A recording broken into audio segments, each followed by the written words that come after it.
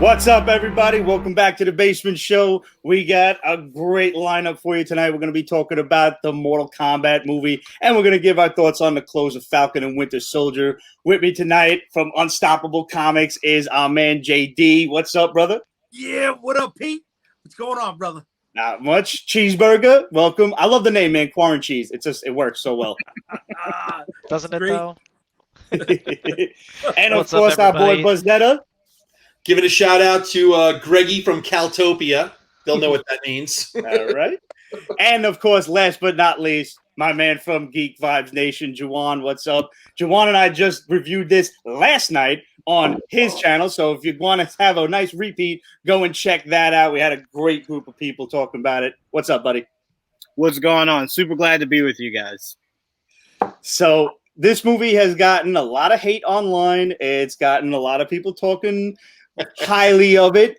I'm going to take the opposite approach as my man Juwan did yesterday. I'm going to start with the hate, and then I want to end with love. So, Andrew, you go first. I know you sent me like one text message, and I forget what exactly it said, but I was like, so I take it you did not like it. Please. All right. So I think what I sent you after I saw it, it was like, just saw Mortal Kombat. I don't understand why the unemployment rate isn't zero, because if someone's getting paid to make and act in this movie, that should demonstrate that anyone in America can get a job.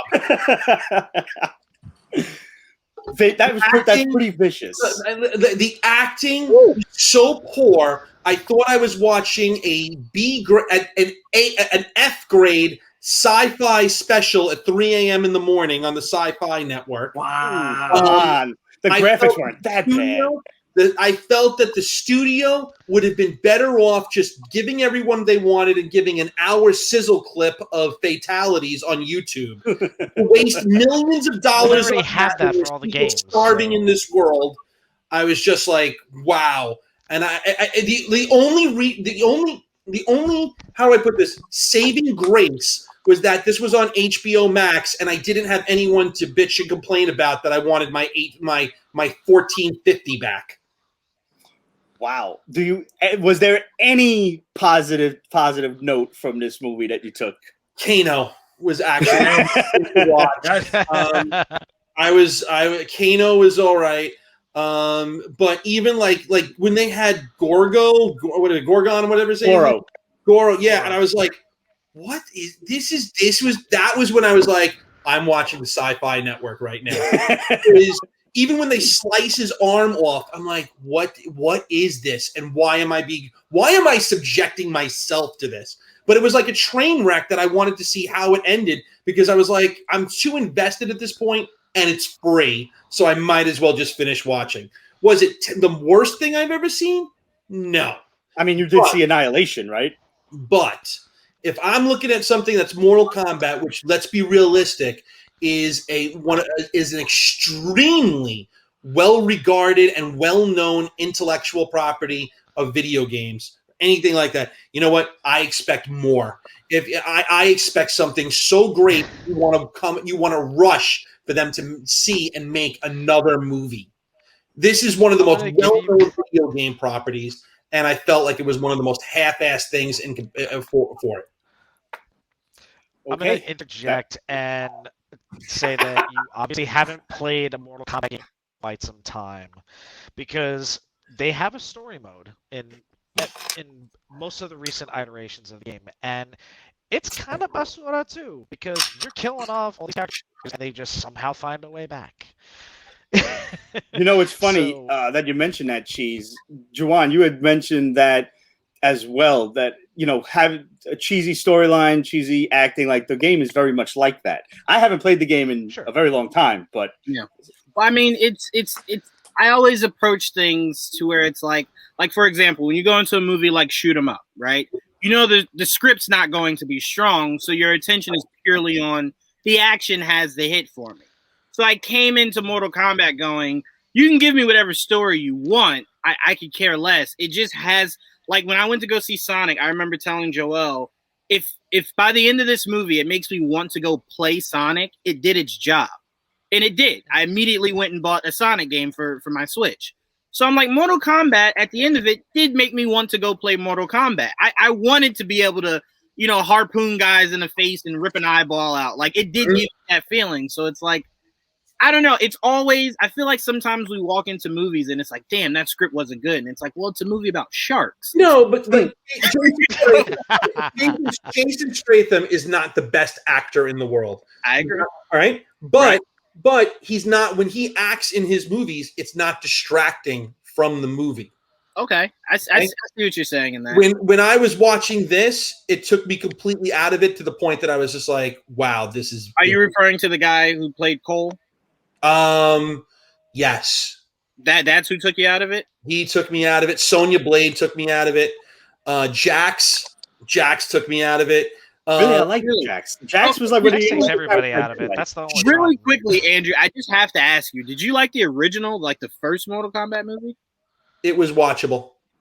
Really? Yeah. I mean, it was 1995. I felt that was, maybe I'm reminiscing, maybe I'm romanticizing it because I'm so many years detached from it, and that's You very absolutely are. But I felt it accomplished what it wanted to in being that cheesy, campy type of, not a parody, but like being the cheesy campiness of what the game actually is. This movie tried to take itself seriously, and that's where I felt it failed.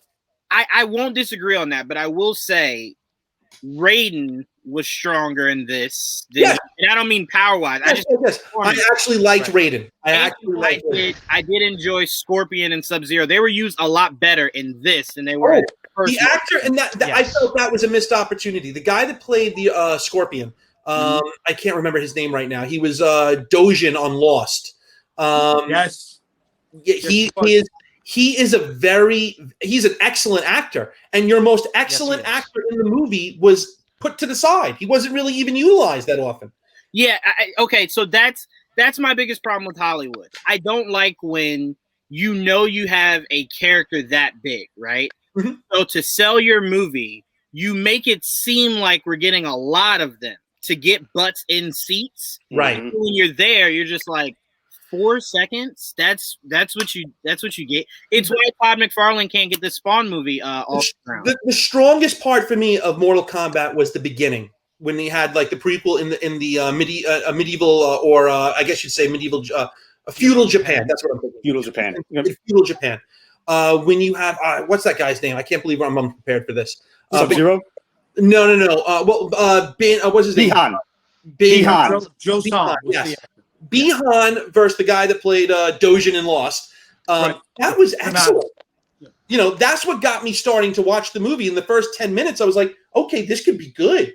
And then once they get to modern day and they start showing me the MMA Cole, I was like, this is now what happened? What just happened here? Your first 15 minutes are actually setting you up for like, I can get behind this. I'm not looking for the Shawshank Redemption. I'm not looking for Citizen Kane. I'm not looking for something that's going to make me investigate the introspectiveness of life itself. Mm-hmm. But I don't want to be taken out of the storyline, and that's what I felt it did. No, I respect that. What I was trying to say, and I'm sorry if it came off rude. I was just saying that Mortal Kombat, even in the games, I never felt as though they ever really had good stories. It was always the action that is always sold Mortal Kombat. So that's why I was kind of just like, well, if the action is good for me, I can kind of just hang my hat on that and go, good show. So that's why I'm saying, because it seems like everyone who did not like it, it's the same reason. It's the acting, or it's it's the story, and it's like I don't recall ever being really two of the most important parts of the movie. No. I completely understand you. I'm just saying when it's based off of a video game, to me, I look for you to hit the marks that made the video game special. And story has never been. We agreed. I think it was like 3 weeks ago. We agreed when we were talking. Somehow Transformers came up, and the last time we were talking on one of the basement shows. I was going to say they bumblebeed you. No. I was going to say with Transformers, I expected to see robots smack the shit out of each other, and that's what I got. But the human actors, as bad as some of it was, didn't take me out of the storyline. It didn't remove me from it. This I honestly felt removed from the story. See, I love that you said that because I'm the exact opposite. I legit could not get past robots just smacking the shit out of each other. Interesting. Story so god awful. And I'm used to Transformers having good stories. Mm-hmm. So it's like, to me, I watch Transformers for the story, and the robots slapping each other was always the icing. Oh, I take back everything I said applies to all the movies except for Last Night. That was the only movie when it came to Last Night. I actually was on Wikipedia because I saw it like 2 weeks after it came out to try to see what was going on in the plot because that was so bad. Yeah, Michael Bay was just like, everyone will love robots slapping the shit out of each other. No one will pay attention to this. Michael Che was like, Michael Bay was like, hold on, wallet, check, cash, good, I'm good. Yeah, 100%. We blow everything. So, Cheese, what are your thoughts on the movie? So we haven't really talked about it at all, even in the Peach Basement group chat, which none of you will ever see. That will never see the light of day. We'll all be canceled. You just invited me to it, and I just go, cool. yeah, it's a little rough. Too many secrets. Here's my takeaway from it. The focus on every movie. I didn't really watch Annihilation because I heard it was just good and awful. But wait a second. Let me just interrupt you for a brief second. You seem to miss a lot of really terrible movies, and I'm not going to tolerate this anymore. I'm just letting you know that. Yeah, that's not fair. I have seen it. I have seen it a long time ago, and I've put most of it out of my mind. Okay. But, I remember bits and pieces. It's a little hazy, but it's there. But the first movie focuses very much so on Liu Kang, and they still try to bring everybody from the original game in, and it kind of falls flat on its face. But you're okay with it because it's campy, it's a fun ride, the action was good for its time. This movie does it the same way, and I think it's really, really interesting that they kind of take a little bit of the Sub-Zero storyline and transpose it onto Scorpion, because you're looking at Scorpion's descendant in almost pretty much inheriting his powers, and I think that's pretty cool. Even though Scorpion himself comes back at the end to kind of do all that stuff. Now, obviously, they're setting up for a sequel, so who knows if we're going to get the Sub-Zero that is in current canon, who was, I believe, his brother. And it's actually a force for good and turns the Lin Kuei good. So right, and the original Sub-Zero became Noob Saibot, at least as near as I can remember. Right. I'm hoping for that as well. Yeah. But yeah, I went in expecting the acting to be subpar because, let's face it, everybody's looking at these movies through a Marvel colored lens, and we're just kind of almost expecting greatness out of it. What I got was a video game movie that I enjoyed. I took it for what it was. Yeah, there are holes in the story left and right, but the action was good enough. And I thought it was an interesting take. I probably wouldn't have done it the same way, but the one big takeaway from this is I like how they actually treated this as a prequel, because we have not actually seen Mortal Kombat yet. The tournament, you mean? The tournament itself is going to be the sequel. I think that was a nice touch. Okay. So I didn't hate it. I enjoyed it. I didn't love it, but okay.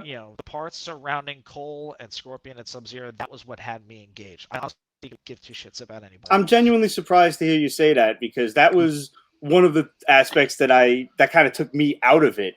Was like, all right, to me, Cole was nothing more than a MacGuffin to get to the end of the movie. Yes, sir.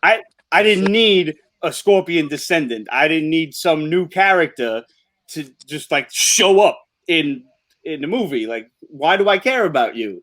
And what I thought what they were leading up to, when I figured out, all right, this dude is clearly Scorpion's descendant, I thought that when Scorpion came back, obviously we knew he was going to. I thought he was gonna almost possess his descendant, and then they was gonna fight them. Yeah.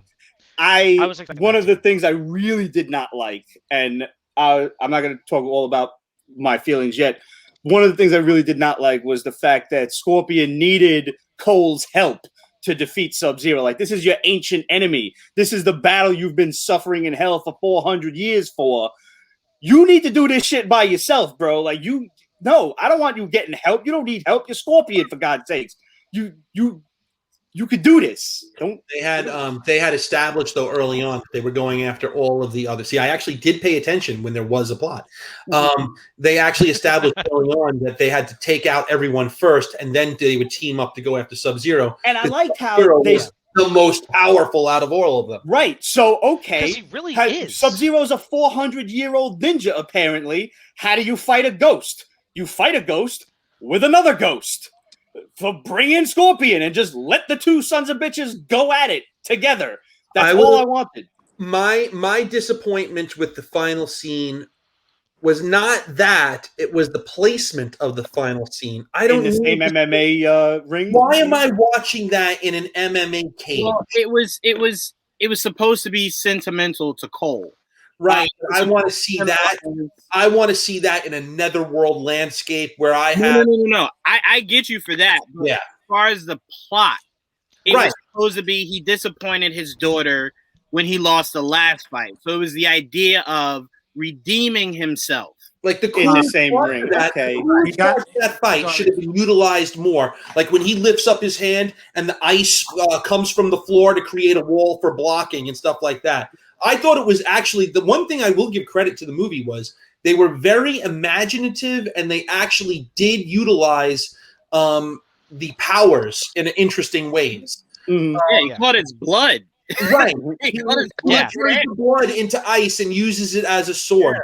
This is when, like, for example, I think Pete, you brought up the Marvel lens that we go through. I would like to see Marvel when they eventually bring Iceman into the Marvel universe. Eventually, that's going to happen. It's going to happen. There's your power set right there.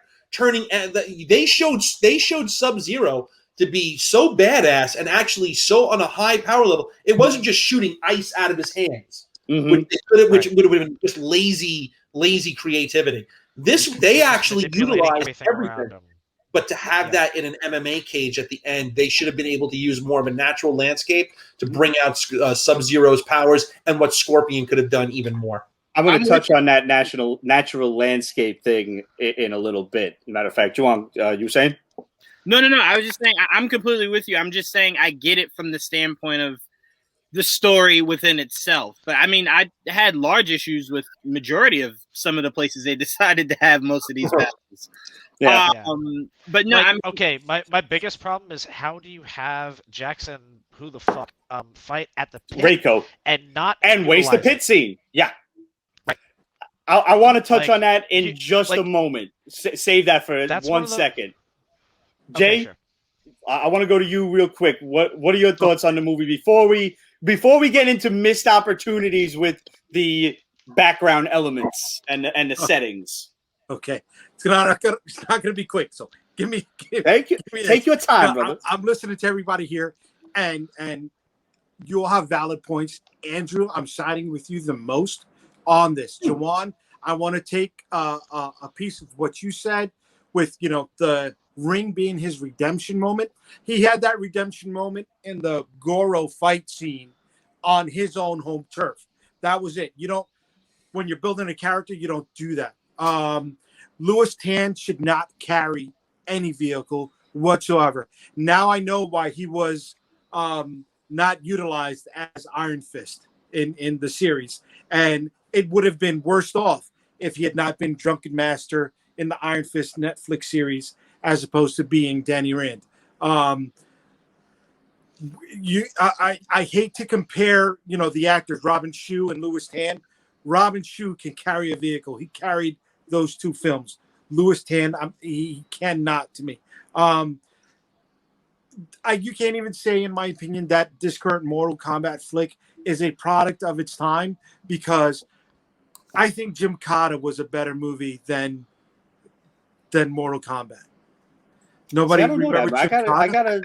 What is that? You don't remember Jim Cotta? No, I remember Jim Cotta, which is when Ken Block was racing around in that little 4-wheel drive Subaru. My brother. Jim Cotta is one of the 10 worst movies of all time. It was when the 1984 Pommel Horse Olympic gold medalist champion tried to transition into movies, and they tried to give him a martial arts gymnastic film, Jim Cotta. he was surrounded by a lot of the 80s B action flick, or excuse me, C action flick Stars. Not even. It was, they chose this Olympic gold champion to go into this Eastern European country to get the codes to stop the missiles that were stolen from Ronald Reagan's Star Wars program. And he was fighting in different elements of this tournament. And there were hooded ninja judges who were always around the landscape. And he had this great martial arts scene on a well with a pommel horse, specifically tailored to this Olympic gold medalist champion. Please, the Jim fucking Kata. Jim Kata is my new fucking word for everything. Jim Kata. Fuck it. All right, watch Jim Kata, because people should know more about Jim Kata. So and don't be sober. Jim Kata. Don't be sober. Don't be sober at all. Don't be sober. But still, you know what? You were sober for Mortal Kombat. Dude, it failed on so many levels. And with the mythology so rich and such a diverse character base to choose from, you went with an unknown. And I'm sorry, I know you want to go to missed opportunities, but keep talking. I'm listening. You don't have to make him the descendant of Scorpion, right? You could just make Scorpion be the boogeyman of the boogeyman, right? And that's why Sub-Zero loses fights, is because he's always looking over his shoulder for the guy that he did dirty 400 years ago.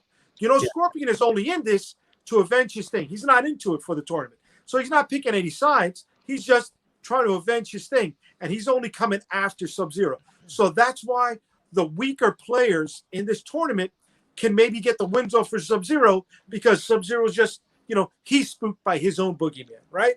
He's jumping at his own shadows. You don't need to have that connection to him. Again, with choosing the lead, don't bring in somebody new. You got such a rich, diverse character base. Pick the Native American guy, Nightwolf, that you got, right? And have him be a fish out of water story, or have him, be an off the reservation story, not knowing why he is being involved in this. The one element that I think I did like from the whole movie was the marking, and the marking being passed on from person to person, right? So one of these characters within this rich tapestry of Mortal Kombat could have, your lead for the story could have gotten that piece. Could have been winning a bar fight. It could have been something else. And now, he's being plucked in. I liked how it was obtainable, like you said. Yeah. Right. The actress that played Sonya, yes, she was weak to be this badass military black ops person. All these years of conspiracy theories and building yourself up for the dark days, and to be as weak as she was, why? With that's just a product of weak writing, though. Right. Yeah. I mean, I kind of feel like they did. With the Jax figure, that was your perfect lead-in to drop a seed for how you build Sector and Noob Saboot and the other techno villains, right? Not that they build machinery from ancient candles that they put on them. I don't know what the fuck they put on them, and the machine grew from organic matter. What? The guy that played Shang Tsung, he was a missed opportunity. The guy who played Liu Kang wasn't strong enough. Joe Sam, who played Bin Han, who played Sub-Zero, goddamn, pull him out of the fucking mask a little bit more. If the guy can pull double duty, it's not like you're putting Ray Park under the Snake Eyes costume where you don't need to show Ray Park at all. Right. Joe can do fucking damage, man. Have the mask come out of him. Hideyoko Sanada, who played Scorpion, like Andrew said, going back to Lost, the guy can hold his own. The guy has acting chops. The guy was the number 2 villain in the Logan movie, right? Oh, that's right. He was there. Yes. And I don't know if any of you guys saw Apocalypto.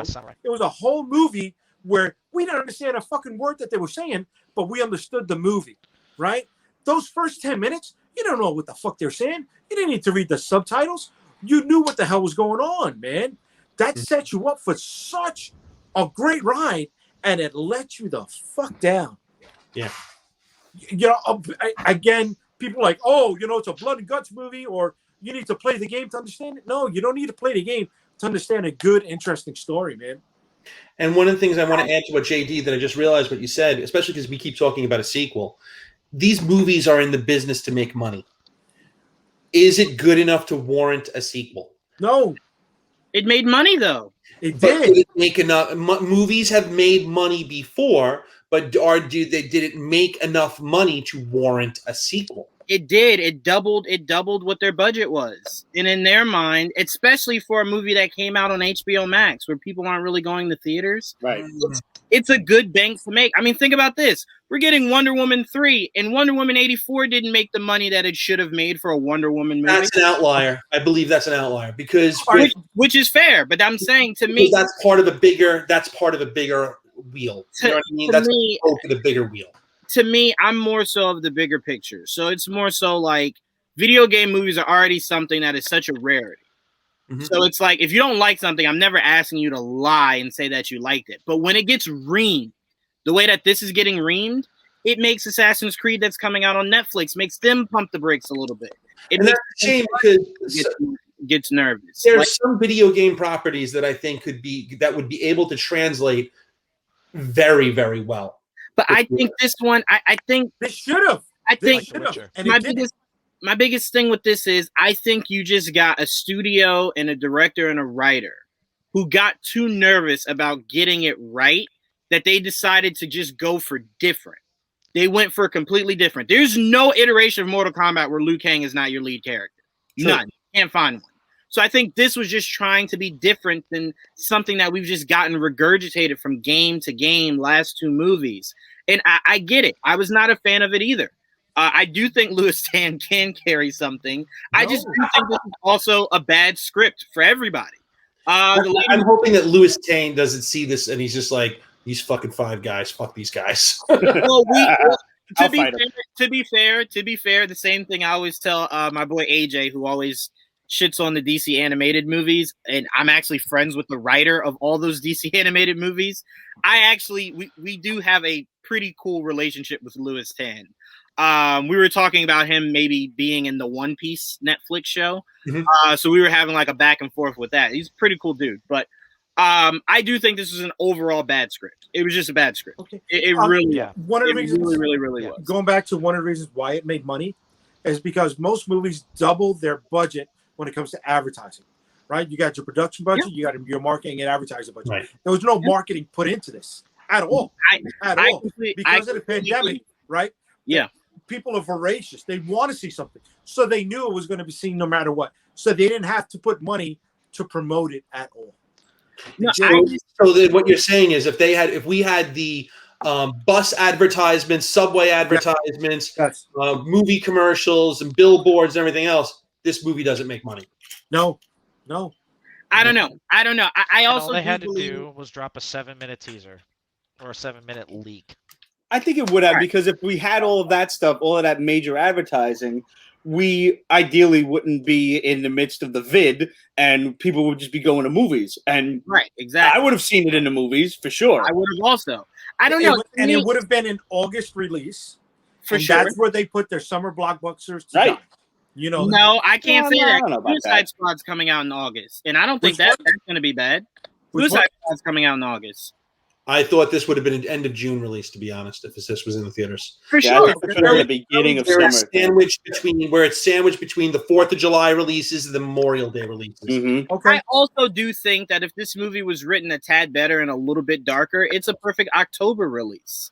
I just, to me, good for Halloween. Yeah, a lot of blood. Exactly. To me, I just think that the biggest problem that they had was it just wasn't good writing. A lot of ninja costumes. Yes, they That's would. Another good reason. Yeah, not for nothing. But to me, when you look at it, like, go ahead.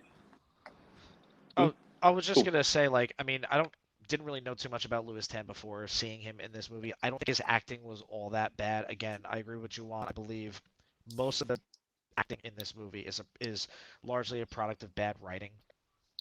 and bad script writing and all that stuff.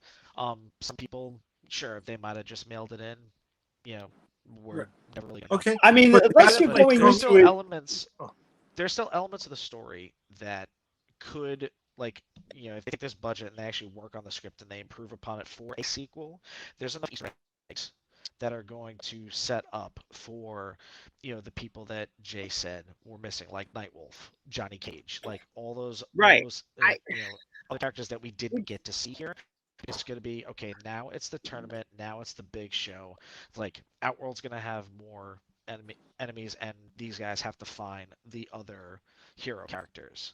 You know what I compare it You might to? see Stryker. You might see, you know, a whole bevy of characters for the light side that they tease just a little bit, because you see, like, in Sonya's house with, you know, the You kind of saw Nightwolf, someone who was possibly Right. Nightwolf.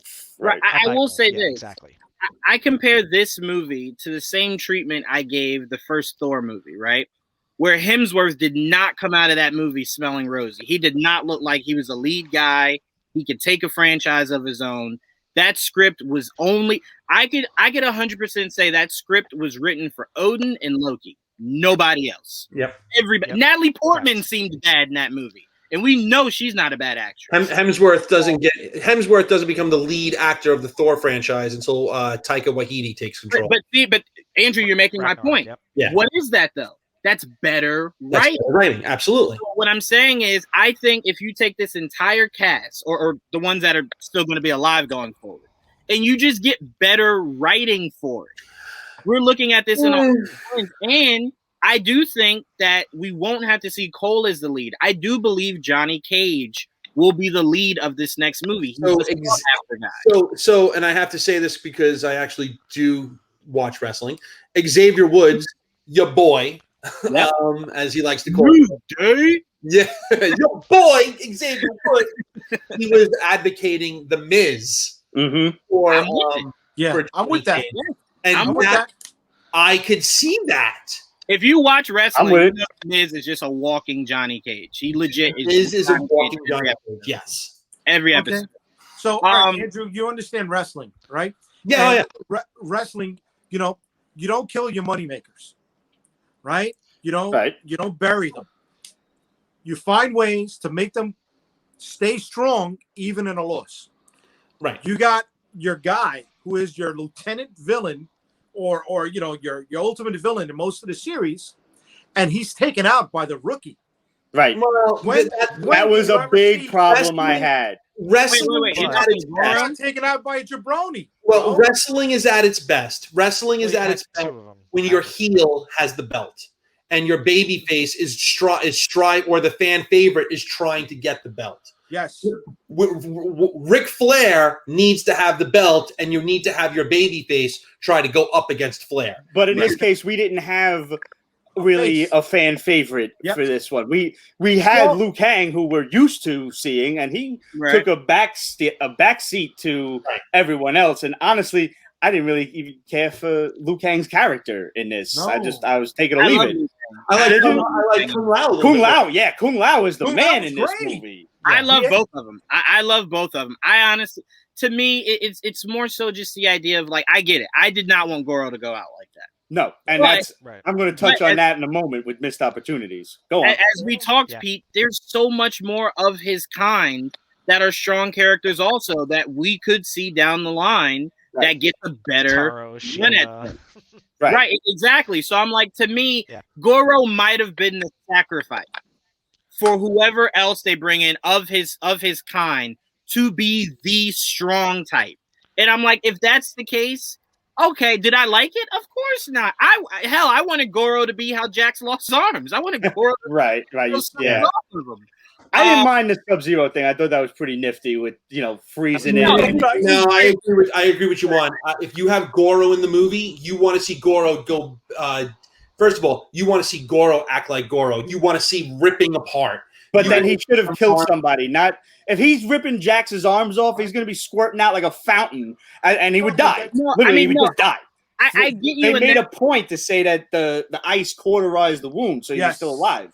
And I get you in that point, but to me, Goro has to have a show of force, right? The same way Infinity War opened, to where there's a reason why you had to sacrifice the Hulk. It was to show your audience who doesn't read comic books, look how fucking powerful this guy is with no stones. I did not get any sense that Goro was anything more than some mutant freak. Right. I agree with you. That's what I'm saying. I think he was the sacrifice. I don't like it. Same way I told you, Pete, I didn't like how the Black Order was sacrificed. Right. To me, it's like, if there's a bigger story at play, I'm willing to wait it out and see. Now, if we get to our third movie and all his descendants are just as weak as he was, then you throw the whole series away. I think we could have had. You know what? To come to think of what Jawan even says, to take it even a step further, because as Jawan brings that up, all of a sudden, you have like little holy crap moments of clarity. They were hyping Goro throughout the movie by never actually showing him. He was the Jaws, the Bruce, the shark that you don't actually see. But they didn't mention him. All they did was you seen a statue and that was it. And you seen him in the trailer. That was it. No. He says, Prince Goro, I'm so happy to see you, or whatever he says. I'm honored of your presence, or whatever. I don't even remember that. We don't see Goro. We see the statue in the beginning, but then when we see Shang Tsung, he actually says, Prince Goro, I'm very honored that your presence would be among us. And when I missed that line. When Goro finally shows up on screen, they punk him out. Yeah, I agree, and that was one of my biggest problems with the flick. I don't even mind that he goes out by the rookie. Fine if you want to build Cole up. If you want to build Cole up, you have him beat Goro, who's arguably he's the champion of the whole shit. That's the point. Jaws with Spielberg, when he we don't see the shark, but the shark demonstrates how powerful he actually is, so that when he finally goes up against our heroes in the end movie, we know the shark is a force. And there's a level of fear, which is that was a missed opportunity for me. You can't tell me you couldn't just bring it. Like, you brought in cannon fodder on the villain side. You brought in the woman with the wings, who I've not seen in ages. Jones. Reiko, who I had to look his ass up. And you brought them in to get fatality. Okay, cool. I get that. I like Cabal. He's a bit more famous as far as the villains go. So to have him go out with Liu Kang's dragon fatality, that was pretty cool. And he was a much more major character than the other two, for sure. Now, with Goro, you can't tell me that there's no, like, Kung Lao, we know he dies. That's his storyline. He dies, Liu Kang gets revenge, whatever. You can't tell me there's no other cannon fodder on the good guy's side. Like, you could have brought Stryker in as, like, one of Sonya's dudes, and he gets ripped in half by Goro. So you have some fear of this character. And you didn't build him up. You didn't build up your right. You didn't. All he did was show up as a four-armed. He was a four-armed henchman and nothing more. Right. Missed opportunity. I will say the biggest mistake. Oh, go ahead. I'm sorry. The thing that I think the thing that they're doing that nobody likes is the fact that Sub-Zero is Shang Tsung's champion, not Goro. I'm okay with it. I like that they built Sub-Zero up to be this badass dude. But the thing is, you can't have, if you're going to have Sub-Zero as your champion, you can't have Goro do what exactly. You can't have him look strong too, because then it's just like, well, how do you have both of these guys? One of them has to be the sacrifice, and Goro was it. What I think they should have done was hold Goro back, like they're holding back Shao Kahn for the second film. They should have held him back and kept. They should have brought in a Kentaro or a Shiva, and it should have been something like, "Oh, I'm so honored that Prince Goro decided to send his strongest warrior." Yeah, you can't bring Shiva in, because then it would have been up to Sonya to beat her. Because let's face it, in this world, you can't have Cole beating the shit out of a woman, even though she's a Shokan. It's not gonna work. Can I say this? As horrible as this sounds, that he should have been the sacrifice. That's fair. Nobody gave a shit about. No, sure. Yeah, that's right. What were you saying, Juwan? No, I was just saying, to me, well, I was saying right there, I do want to see more guys and women fighting each other and let it go either way. I agree. Hey, it's Mortal Kombat. Let it go. Mortal Kombat, that's what it is. No katana either. Yes, and let me say why I like that. I think the biggest mistake they made with trying to do an original story was, I said this last night, Pete, I think you would have suited better if you had shown, if this movie had taken place during that last tournament where apparently Earth lost, and now this is like their final one, and if they lose this, it's over. If the movie revolved around that tournament, and then the sequel was now present day Liu Kang, Sub-Zero, all these guys. I think that would have went better because a lot of people could have wrapped their heads around, well, okay, well, there's no Liu Kang yet. There's no, there's no Kung Lao yet. There's no Jax yet. There's no Sonya yet. So we can wrap our head around a brand new character in a timeline that really no one cares about. Because Mortal Kombat usually always starts where it's like, Earth, this is it. And it's like, well, wait, can we ever see like when they lost? And that's why I'm like, Mortal Kombat had a chance to do an Infinity War. Had a chance to build up your heroes when you're kind of marketing them, and then you sit in the movie and you're like, whoa, hold on, they just lost, and then you build it up to where it's like, well, they need this next one, and then that's when you bring in your heavy hitters, and Cole can just kind of be somewhere in the mix of things, and it just would have been a lot better if they did it that route. I think it would have checked off a lot of boxes for people if you did this for that. They killed the Cole character. Oh, I'm sorry, Pete. Go ahead. No, you go first, Jay.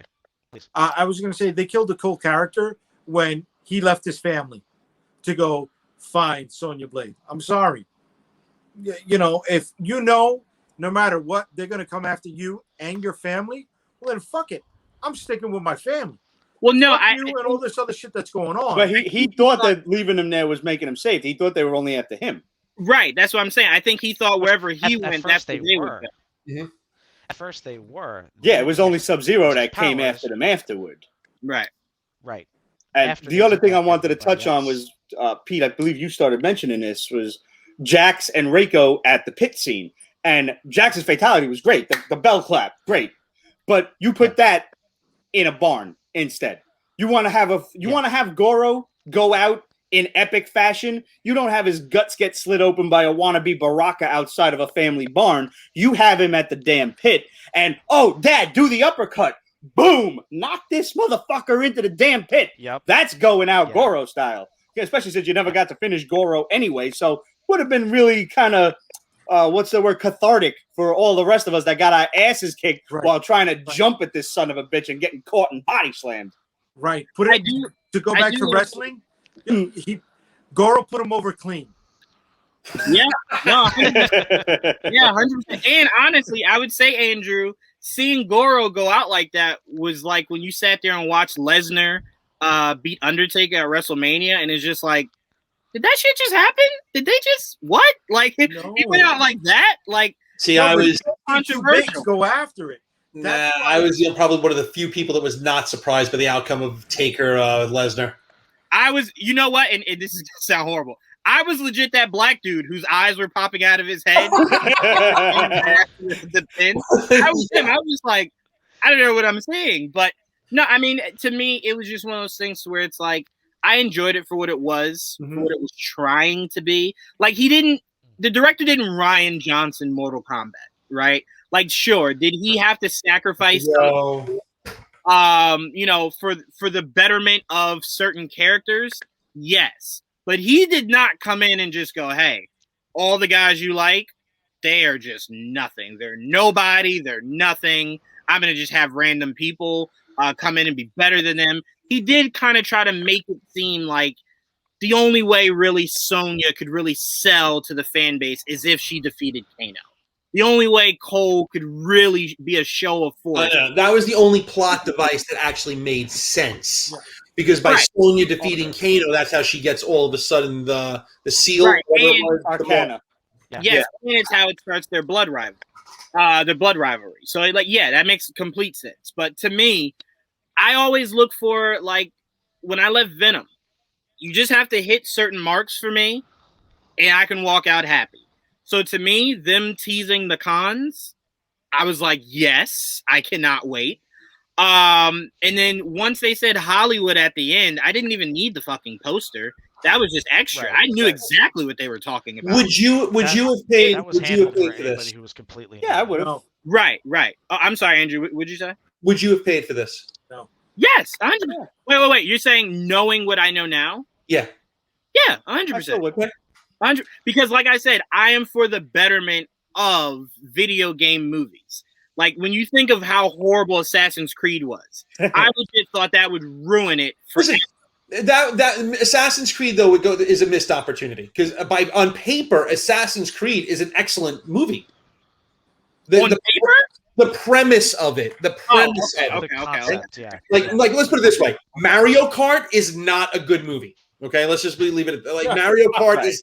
Mario Kart's a fun game, but it's not. It doesn't. I can't see that translating to a blockbuster theatrical release. Mario Brothers, I don't see. Assassin's Creed as a premise. Mm-hmm. That could be a great movie. This could have been a great movie. I think JD was with it that I wouldn't have paid for it either. I do think this was the ultimate sacrifice. I think if they greenlight the sequel, I think the sequel will definitely live up to all the hype that you would need it to. Okay. Because I think they will go back. I think they will go back and look at everything and go, all right, they didn't like this. We wanted to do that, but we couldn't. All right, let's figure out a way to do this or that. And I do think they'll get a better writing team. You can't bring whoever wrote this to do that. I would still the one pay who money wrote to see this it. also wrote Shang-Chi. Really? The one who wrote this That's distressing. No. I'll say He was one of the writers on it. The only reason why that doesn't bother me so much is Shang-Chi, obviously that's your focus, right? And everyone else kind of just, besides we hope he becomes the Mandarin, but outside of those two characters, everything else really doesn't really matter. Like no one's going in there and going, well, you didn't do Awkwafina's character justice. No one cares, right? So to me, it's like, as long as Shang-Chi and his father are done well. There's too many points on this to accurately hit. I understand what you're saying. There's just so many characters that you're like, someone's going to fall to the wayside.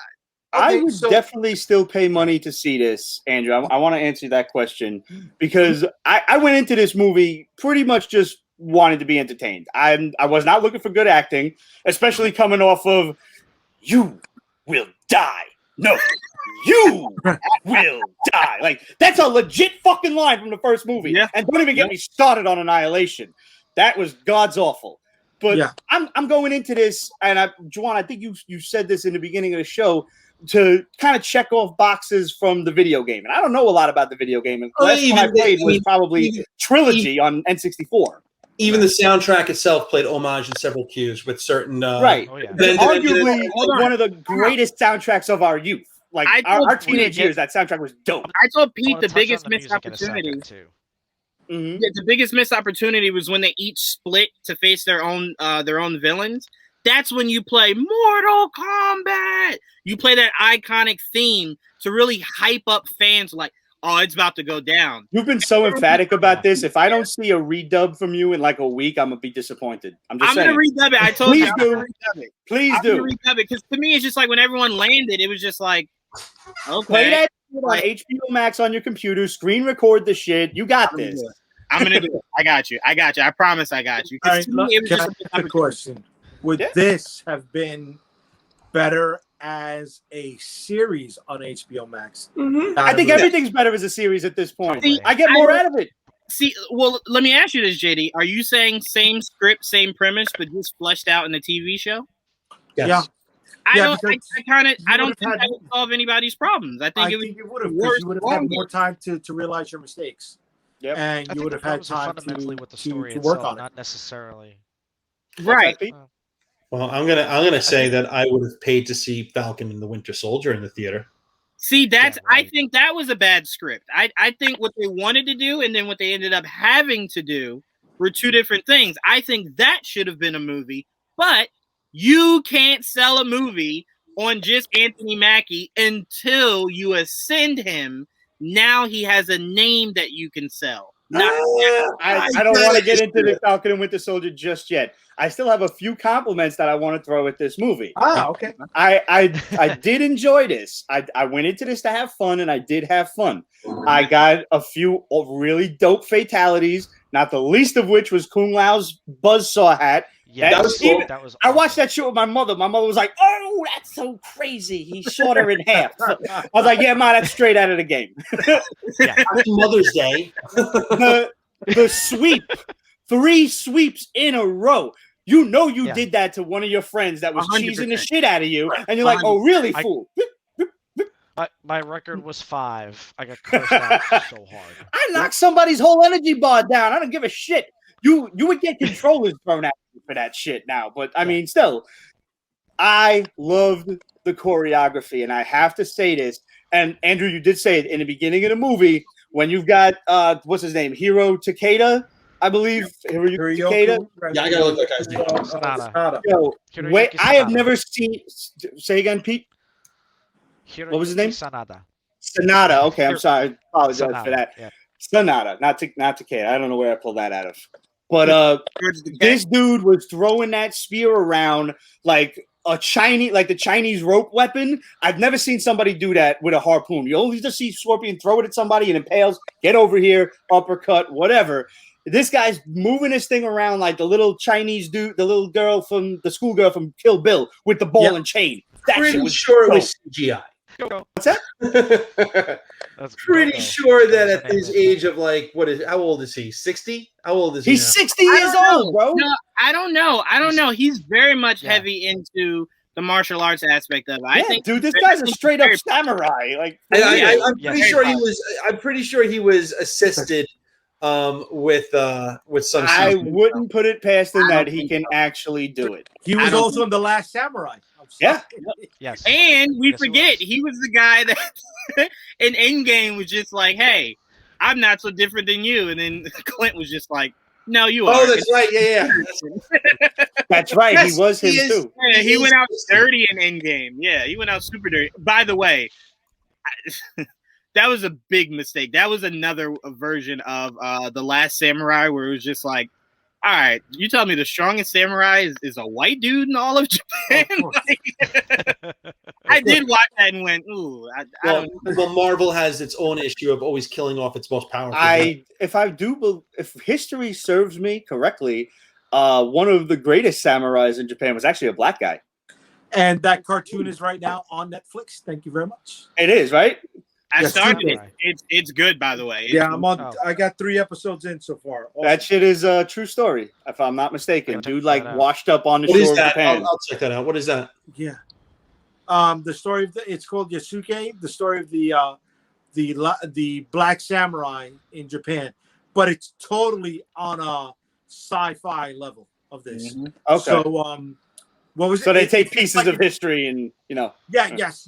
It feels like pieces of history have been intertwined with Ninja Scroll. Oh, you can't go wrong with Ninja Scroll. You can't. Yeah, because I mean the villains are there. It's the different style of villains. It's a bear woman. It's a mechanoid monster. It's this weird priest. So far, So it's very well known that Japan had Gundams all the way back to like the 15th century. That's exactly what they had. yes. But it works, man. It works. They take elements of true history. It's like what Keanu tried to do with his movie. What was it? Last Ronin? 47 Ronin. The Last Ronin. Yeah. 47 Ronin. Yeah. That was. I didn't see that shit, flick, but. Was it? No. It wasn't horrible. Visually, it was pleasing enough. It was pleasing enough. It's better than Mortal Kombat. Yeah. Oh. I mean, again, it's okay, Jeff. It's okay. Was on point. That was really all I was kind of looking for was a lot of fight choreography and let me see some shit. And that was there. Yeah, and they were clean with their choreography. I am upset we only got to see Shang Tsung suck out one soul and didn't get to see him He didn't look like nobody, nothing. I'm like, all right. That's why I'm hoping we get a sequel because to me, and Juwan, you had said this, I believe, the sequel to this will be everything that the Green Lantern sequel should have been with Mark Strong as Sinestro. This is the one we need. Don't Green Lantern this shit. Don't not make the sequel because the sequel is going to be dope as shit. The first one was I'll even say Mark this. Strong, the future Professor X, Mark Strong. Listen, Mark Strong can do no wrong for me. Whatever he does, I don't care. I'll watch him in anything. I mean, to me, my biggest issue is it's like, okay, if you do look at this and go, everyone hated it, let's scrap it. Just don't take as long as Green Lantern has to do a reboot. It's like they keep pushing it, and it's like, dude, you have gotten over that first Green Lantern movie. Well, what's your time frame? People refuse to. Jawan, what's your time frame? What do you mean? Oh, for if a movie completely fails, okay. Mm-hmm. And I mean, I think the oddity, the oddity was with Spider-Man, where you have the Andrew Garfield series that suddenly stops. And then they say, okay, we're going to integrate him part of the Marvel Universe, but that was out of necessity. Well, that's because Amazing was so awful. The timeout, DC also did that with Nolan's verse. Bale was supposed to be the Batman in BVS, but did not want to continue doing it if Nolan wasn't directing more movies. Well, I didn't know that. He said no. They then, when Zach then said, well, because remember, Nolan is like the executive producer. Nolan was the executive producer of Man of Steel, and he was, Yeah, so Zach very much leans on him. So I'll say this to answer your question. It depends on the property. Okay. So let's use Mortal Kombat. If this tanks, if they come out and say a brand new Mortal Kombat game comes out in 3 years from now, that's when my new reboot comes out. Because I use the success of the game. You want to tie in your media. You want to cross-platform. That's right. 100%. Yes. Okay. 100%. Which was all thrown out of whack this year, which we know by G.I. Joe Classified, the movie, the Snake Eyes movie, and the G.I. Joe game. Everything being thrown all wackadoo. Pete, I want to make sure I'm right in the camera. I want the invite for G.I. Joe. I want the G.I. Joe invite for Snake Eyes. Joanne, you heard it here. It's all him, man. You will be there because I tell you what, that is probably the only thing I am extremely passionate about this year. It's the only thing I've been asking for. It's the only thing I need in my veins. I just want it so I can either love it to death or hate it into pieces. That's like all. We are with Mortal Kombat. If Snake Eyes lets us down like Mortal Kombat, dude, the line is going to be dead for a while. No, there is a lot more riding on G.I. Joe Snake Eyes than there is on Mortal Kombat. That's for sure. For sure. And this is a good segue because let's just talk about figures for one quick hot second, because I'm just about, at this point, I've reached my pinnacle. I'm just about done sanity-wise with Classified. And Andrew, I'm about to take a page out of your book and just sell the whole damn thing. Right. Because did anybody, I'm sure Andrew saw it, but did any of you guys see the fucking Major Blood figure this past week? $25,000. Ridiculous. That didn't. I'm pretty sure that didn't go through. But I asked a couple of questions. I listen. I could be wrong. Okay. But from a couple of people that I don't think that went through. But wait, it didn't go through because the figure wasn't real, or I don't think it went through because if I wanted to screw around with one of your auctions, Pete, I could and get away with it. But I'm saying that there was bids on that. Like, even if the first guy doesn't buy it, you could offer it to the underbidder. I've seen it. Let's put it this way. I've seen people. The expression is clown something. I've seen people clown an eBay auction before. And not pay. I understand what you're driving at this point, but there's now another one up on eBay that's like $30,000. I'm not sure if it's buying now or not. And I'm not charging this. I'm not saying the seller did that, so no one gets sued here because this would be. But I know from dealing with CGC Comics, and I've seen from being on the CGC boards for as many years as I have, I've seen when they bring things to light of people manipulating the auctions by saying they have like one copy. Like, for example, you guys know that Pete knows this. I have 11 copies in a box of Ultimate Fallout 4. Now, what I could do very easily is have Pete say, Pete, bid on this auction for me. I need you to bid it up to $5,000. I'll pay the $500 premium, and we'll make sure the sale goes through. That's now recorded on GPA. Now that goes nowhere, and I'm selling the next 10 copies I have at $5,000 instead of the $3,000, instead of the $2,500 in a 9.8 that it goes for. So I've seen people manipulate that stuff. I've seen people manipulate pricing on eBay. They get caught. I don't think this guy did it, but I think people clowned his auction. And now I want to know if that sale went through because I'm genuinely curious. You're on the same Facebook forum I am. I haven't asked. I haven't taken the time because, me, I'm on Facebook, but I'm really not on Facebook. I do. Yeah, well, I think it needs to be asked. I don't think that sells. It's not surprising that they're clowning the auction I was just saying it's not surprising on the auction because people have been selling the current the new generation of consoles, back when the pandemic first hit and there was all this stuff, people were scalping the shit out of the consoles and trying to sell them for exorbitant prices.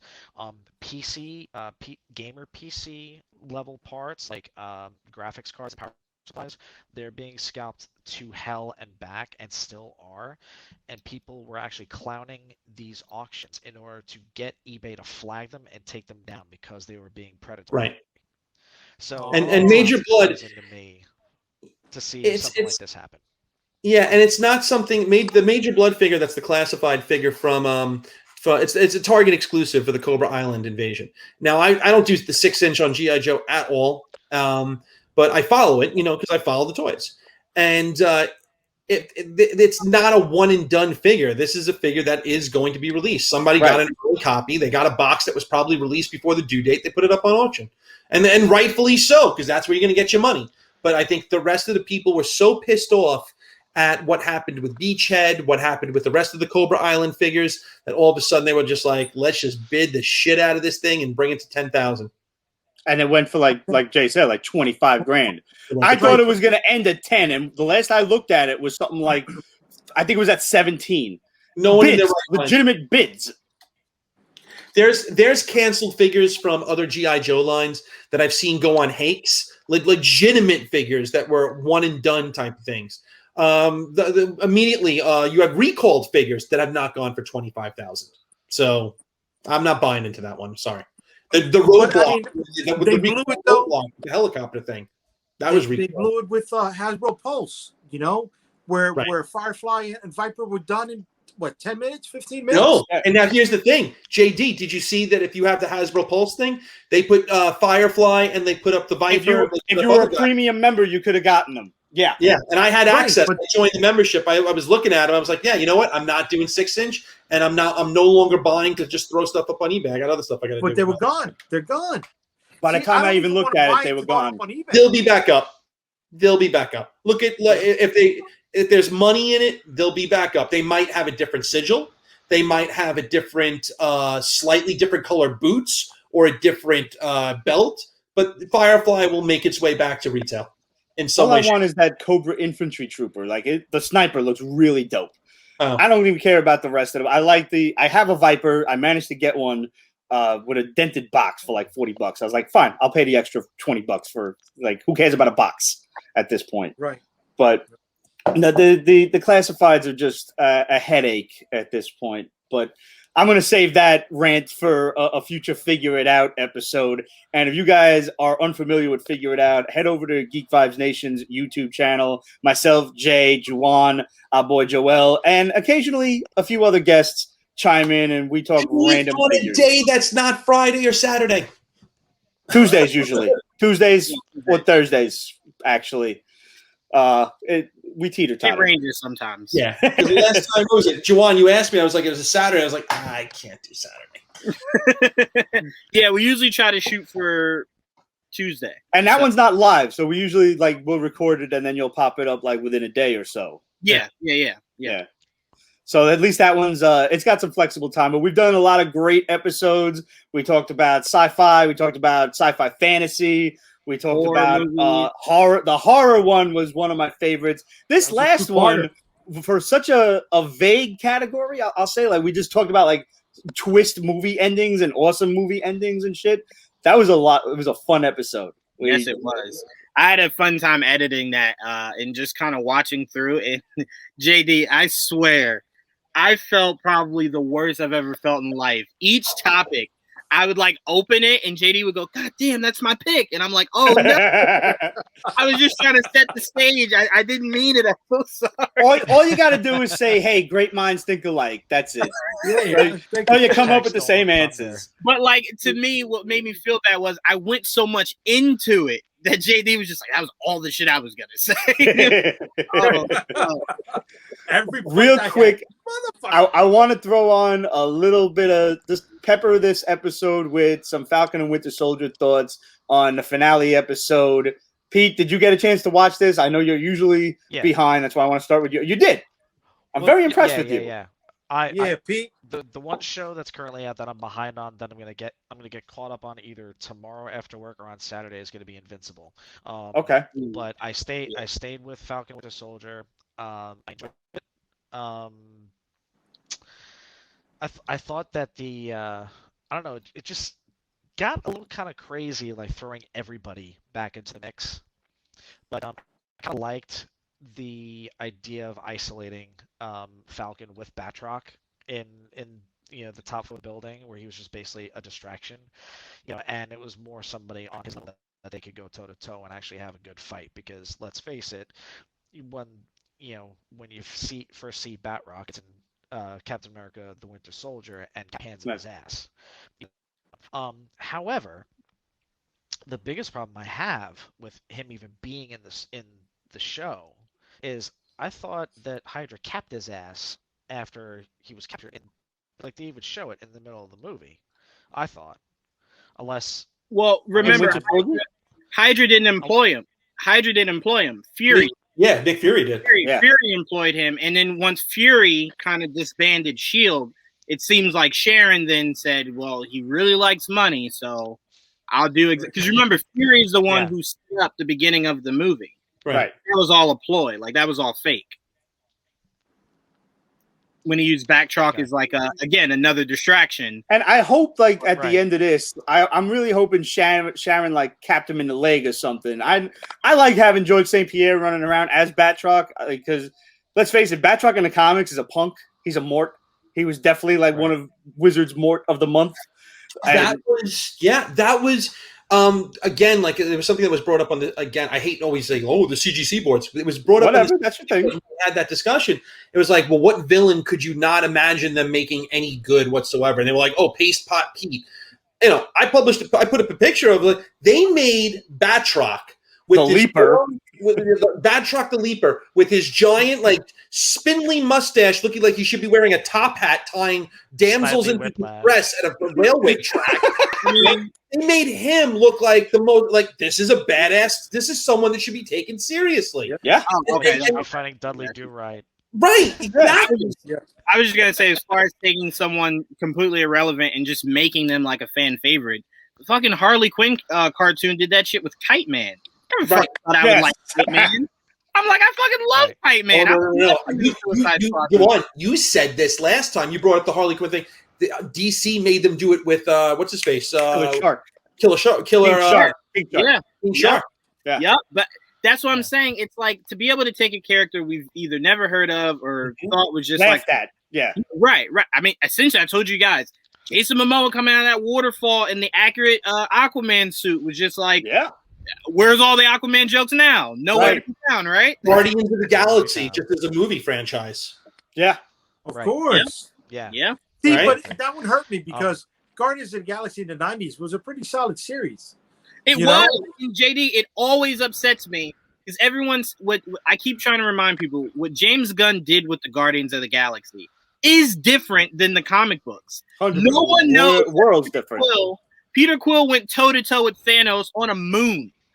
Peter Quill did live up to being part god. So to me, Abnett and Lanning came up with that core, that Guardians team before the movie was a thing. During Annihilation Conquest. Annihilation. And I think the biggest thing James Gunn did that really just peeved me was I don't like that his gun just shoots like stun lasers. It's an element gun. It's an element gun that uses all kinds of different elements. Well, maybe he's been watching too much Star Trek and he only has his phaser set to stun. And look, that's exactly what he did. But they made it work. That's the thing. My biggest problem with that shit was I had that full Abnett Lanning run and I sold it for probably about $150, like the whole damn thing. And then a year later, Guardians gets announced, and I'm like, motherfucker, that was $1,000 series then. I'm really glad that you brought up Abnett Lanning because Abnett Lanning are the reason why I got into the cosmic end of the universe. Yes, they really hit home with that. Their writing was top fucking notch. So to me, it's a no-brainer that if you're gonna do a movie about the Guardians of the Galaxy, you're gonna do a movie about their reboot. Now, I think James Gunn did a really nice job paying homage by bringing in the old team as kind of like the torch has already been passed. The '90s team, right? Yeah. Right, the '90s team. So I thought that was pretty cool. But getting back to Falcon and Winter Soldier, the best thing that I loved about that final episode was you got to see Sam actually step into Steve Rogers' shoes and basically tell the council, "You're fucking up. Stop." Where he really kind of evoked a lot of what Steve. You talk about the speech to the senators, like at the end, like he. Exactly. Yes. Mm-hmm. I mean, all the action was phenomenal. Especially like the part where he kind of repeats what he did in the first episode and the second episode, and he's got the help of that one senator or whatever. Like the aerial combat, I thought was dope as shit. I thought that the aspect of what this show is being touted as was done really tastefully, interspersed, within the scope of the story, but still a lot of fun. And you got to see them actually finally like kind of become buddies at the end of this thing. So right, and you're absolutely right. Even like it was like so many subtle hints. Like even what you just said, there was so many subtle hints. Even when you say like even from the camera framing of when Bucky and Sam are walking towards you after the I guess you say the battle against the Flag Smashers in New York, Sam's on the left. And that's where Steve was in Captain America and the Winter Soldier. On your left, on your left, on your left. And here he is walking with Bucky, and the camera makes sure that Sam, who really Sam is his own character. He is his own character. He's his own Captain America. But they do put an element of that he's living up to the legacy. It wasn't so much filling in the shoes, but living up to the legacy that Steve has left. Who's on the moon, which I want to see where he is on the moon. But that's right. Yeah.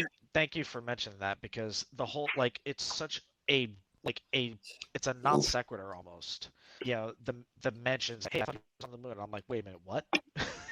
Yeah. And then of course all the conspiracy theories pop up. Oh, that means that Peggy's a Skrull, like he's on Sword Base or whatever the fuck. It's funny you mention that. We're actually sending Juwan to rehab for just having way too many theories on Marvel shit at this point. Are we gonna? Your head's gonna pop, kid. Are we dropping the elephant in the room theory, by the way, on Winter Soldier? Of course, go right ahead. What do you got? That supposedly there was going to be, it was scripted but never filmed, that they were going to introduce Norman Osborn at the very end of this. I did not hear that at all. Yes. Yeah, no, I'm hearing Norman was. He was on the other end of that's who Sharon was talking to. Really? I'm hearing before they developed Armor Wars, Norman was something that was coming sooner rather than later. But then when they developed Armor Wars, it was just like that's. Now, Jawan, did you see the latest rumors going around of what they're doing with him? With Norman? Who's playing Norman? No, not who's playing Norman, but what they're doing with him. I know what they're doing with him. What's coming out in December? Spider-Man 3. And who's in Spider-Man 3? Spider-Man? I'm even lost. Okay. So what I was reading up on he's in Spider-Man 3. That doesn't narrow it down. No. What I was reading up on today, besides like Alfred Molina, besides Jamie Foxx, what they did was is Willem Dafoe back? William Dafoe is back in whatever universe they dip into. But when Spider-Man battles the Green Goblin in the alternate universe, he realizes that this is what the current rumor is. So I want to make sure anyone listening to this, it's a rumor. That at the very end of the Spider-Man 3, what happens is Peter Parker comes back and he says, "Okay, well that universe had a Green Goblin, and there were other Spider-Men in the other universes. Who's the Green Goblin in my universe? Who's Norman Osborn in my universe?" And Norman Osborn turns out to be some benevolent guy who donates to charities and everything else, but there could be a twinkle in his eye of that he's really concealing something, setting up the next big bad of all the Marvel movies to be Norman Osborn. That I heard actually, and prior to Willem Dafoe coming back for Spider-Man or whatever, but having almost two separate entities of Marvel movies, where you've got your cosmic end with like the Fantastic Four and Surfer and Galactus, and then you've got the grounded end with Spider-Man and the Sinister Six and the Green Goblin. And I do have to give credit where it is due. our boy Mikey the Shadow Sutton had already spoken of, and I believe we even spoke about it on the Pete's Basement Show, the concept of the two separate Marvel universe entities of Spider-Man being like the grounded Earth-based hero, and Norman being the 10-year build to that's the thing. him If being the Green Goblin. And the- he knew about the deal that just got struck with Sony a year ago. What he knew about that shit a year ago. What I'm hearing is more so Norman is just more so your Stark replacement. So he's essentially your big tech guy, your hotshot, rich, very good looking tech, a billionaire. So he's coming in. What they're building with Norman is more so your Dark Avenger. So do you think we're going to get a Dark Avengers instead of a Thunderbolts? 100%. I think you guys are missing the bigger point. Probably. If you're going to build up Norman Osborn, if this is all true, right now we could all be talking like completely wrong. Well, hold on really quickly, Andrew. Remember, Norman is not what is their next Loki. You know who their next Loki is. Right. No. What I'm saying is that's completely. If you're going to build up Norman Osborn and have him be a multi-picture build, okay? Well, Disney doesn't own right now the movie rights to Norman Osborn. That makes sure that if they're doing that, they have to come to a deal with Sony. Which they already did. I think that's what that deal was. No. They have a deal for Sony. We discussed last time. They have a deal for Sony for just the immediate future. If you're going to have a multi-picture, this is a much bigger deal. I think. Well, also remember this, Andrew. I think this deal that they just did, where it's kind of like once Netflix deal is done, Venom's coming, but the other Spider-Mans are coming to Disney Plus. I think that very much was a under the table handshake. Like, for example, I said this last year. Marvel at some point will tell Sony, hey, we legit are building our entire Avengers universe on Spider-Man's shoulders. So clearly we need him. So tell you what we'll do. You know how you got this Morbius movie coming out that literally no one cares about or asks for? Tell you what we'll do. Let that come out. Guess what we'll do for your sequel? We'll have an end-credit scene of Morbius in our Blade movie, and we'll let you use Blade in your next Morbius movie. There has to be some type of trade-off. I do think that's a trade-off. Extending this deal. And I do think Kevin Feige also maybe shot them the idea of, hey, look, you want to use Spider-Man for your world, right? No problem. How about you let us use Peter? Why not go use Miles? You see the success of him in that animated movie. So I think we will see Sony use Miles. Right.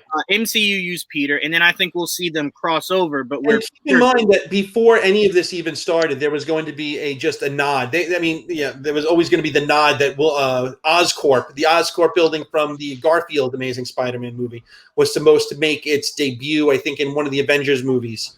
But they weren't able to push back. I remember. Yeah, they weren't able to iron out the details at the last minute. There was definitely, I agree with you, Juwan. There was an under-the-table handshake between Sony and Feige, and at some point Feige was like, "That's not my hand, that's my penis," and Sony was like, "Yes, it is." Back to what needs to be edited out. No, I'm totally leaving that shit in. Pete, I'm with you. Sony definitely did the drop the spoon under the table. I know a lot of people are setting themselves up to be let down. No. Let me say this. I said, you know how everyone's building up for Andrew Garfield and Tobey Maguire to be in this new Spider-Man movie? I said I very much think this is more so Tom Holland Spider-Man weaving in and out of stories we've seen. But there is no other Spider-Man. And to me, I think Dark Avengers was teased in Falcon and the Winter Soldier. Yes. I think where a lot of people took it as Thunderbolts, I took it more so as Dark Avengers. And the main reason why is when you say an Armor Wars show is coming out, everyone immediately went, oh, that means God, what's the guy that went up against Stark in Iron Man 2? Whiplash. No. The Crimson Dynamo? No, the billionaire who went to jail. Justin Hammer. Justin Hammer. They're like, oh, that means Justin Hammer's coming back. I'm like, dude, they're not bringing Armor Wars just for Justin Hammer. There's a They brought General Thunderbolt Ross from a Universal Hulk movie to come play in the Avengers movie, so I don't know if anything's off the table anymore. No. I think Hammer will be back in the show. Oh, okay. You don't build it just for Hammer. Right, okay. I 100% think that will end with it being sold. And then the end credit is who it's sold to, and you see a guy walk up, and you see like this armory open, and it's the actual dark armored Norman Osborn suit, and you see Norman's face in the reflection, and then it fades. Like that, I think is building to the Dark Avengers, and that's what I think Contessa will be the fury of. All right. All So, I while want you guys is are talking all of William this- Hurt becoming Red Hulk. That's all I ask Right. for. Sorry, Yes. Jay. Go ahead. And no. I'm with you because while you say William Hurt becoming Red Hulk, then with the Armor Wars, then it's the armor that turned into the Green Goblin's metal armor in the Tobey Maguire Spider-Man. That's where they got the tech from. Stop, Juwan. You're gonna fucking blow your head up. Wait, kid. I did not say that. I did not say that. I didn't connect those Bro. dots. No, but I mean, didn't connect that's those the dots. point you're coming up to. And you're building yourself up for such a grandiose element. And they're not going that far. Like Andrew brought it up, there's so many different contract negotiations that may go south. I mean, what's going to happen with Namor? Are we finally ever going to get him? Is that going to be on the slate? What's going to happen with the Fantastic Four coming out? What's going to happen with the X-Men coming out? I think because those are under the roof, they're more planning for that than to take somebody who is part of, a different franchise licensed out and try to weave plans around something like that can go south with the change of head at Sony, or if Sony gets sold by somebody else. Which, Well, that's I don't know. Ira Perlman. That's the Ira Perlman short. I guess you'd say short vision, where he said like, "Well, we don't own the Fantastic Four, so he was going to cancel the Fantastic Four comics." Right. We don't own the Fantastic Four movie right. Why would we build up series and stuff like that? Where Kevin Feige said that's what he's the one who walked away from everything and said, "Give me control." And he's the one that brought this all together. So, right. I get what you guys are saying. I just don't think the relationship between Sony and Kevin is going south at any point soon. To me, I think once they fixed it just then, I think that was the end of it. I think now because even if Sony asked for a little bit more, Feige has just structured the MCU on the back of Peter, that you kind of just bend to the will when need be. But I think it's a mutually exclusive deal. I think we will see Venom crossover. I think we've got this deal down to. I think they've got this deal down for the next several years, and we will not have to worry about contract. The fact that Venom is coming to Disney Plus is a major indicator that we are going to at least get a Spider-Man stinger scene in Carnage. 100%. And I do. You touched on Venom about 20 minutes ago, Juwan, when we were finishing up on Mortal Kombat, and I do have to say that watching Venom, and you said that Venom hit a few high points, a few necessary points for you. To me, watching Venom was a lot like watching Helen Keller play darts. So I don't think it hit any for you. That I tell you what, I tell you what, I never in my life thought I would see Venom. And when I saw that, I almost damn near lost my shit. I was just like, Pete, do you ever plan on getting married and having children? Not really, no. Because I'm wondering if you're like realizing that one day your grandchildren might one day see some of this stuff. I hope so. I hope they do. Right. Eventually, I'll probably spawn. Like, even if I have to make a clone. They'll probably just be like, yeah, that's Grandpa. No, that's Grandpa. Yeah. He said that yesterday. Yeah. Yesterday. Well, yeah, I mean, it's like, yeah, that's Grandpa, but he's still that much of an asshole now, so. Yeah, no, well, Juwan, you said it yesterday, something about, like, Kano, I think, like, achieving peak asshole, and I'm like, that's my aspiration each and every day, is how can I be a better asshole today than I was yesterday? Somewhere, the nurse that's going to take care of you in the nursing home is watching this or might have access to this. So when you see the pillow putting down on top of your face as they smother the life out of you, I don't want you to be surprised. Not that like, why it's happening, but why it took so long to happen. Just like, oh, what's happening now? Okay. Yeah. I'm like, I completely accept it. I get it. I probably deserve it. I really do. It's okay. It reminds me Not probably. Not probably. No, I can't say that story. Yeah, probably can't. That's probably not a good story. No, I'll tell you that when we get off camera. I'll tell you that was. I gotta get perfect. I can honestly say I enjoyed Falcon and Winter Soldier. I know, Juwan, you're the one who told me this, that it went through a series of rewrites because the original plot was apparently a worldwide virus that got released. So fucking go figure. I love the suit. Anthony Mackie really looked good in the suit. That was probably the most comic accurate suit we've ever seen.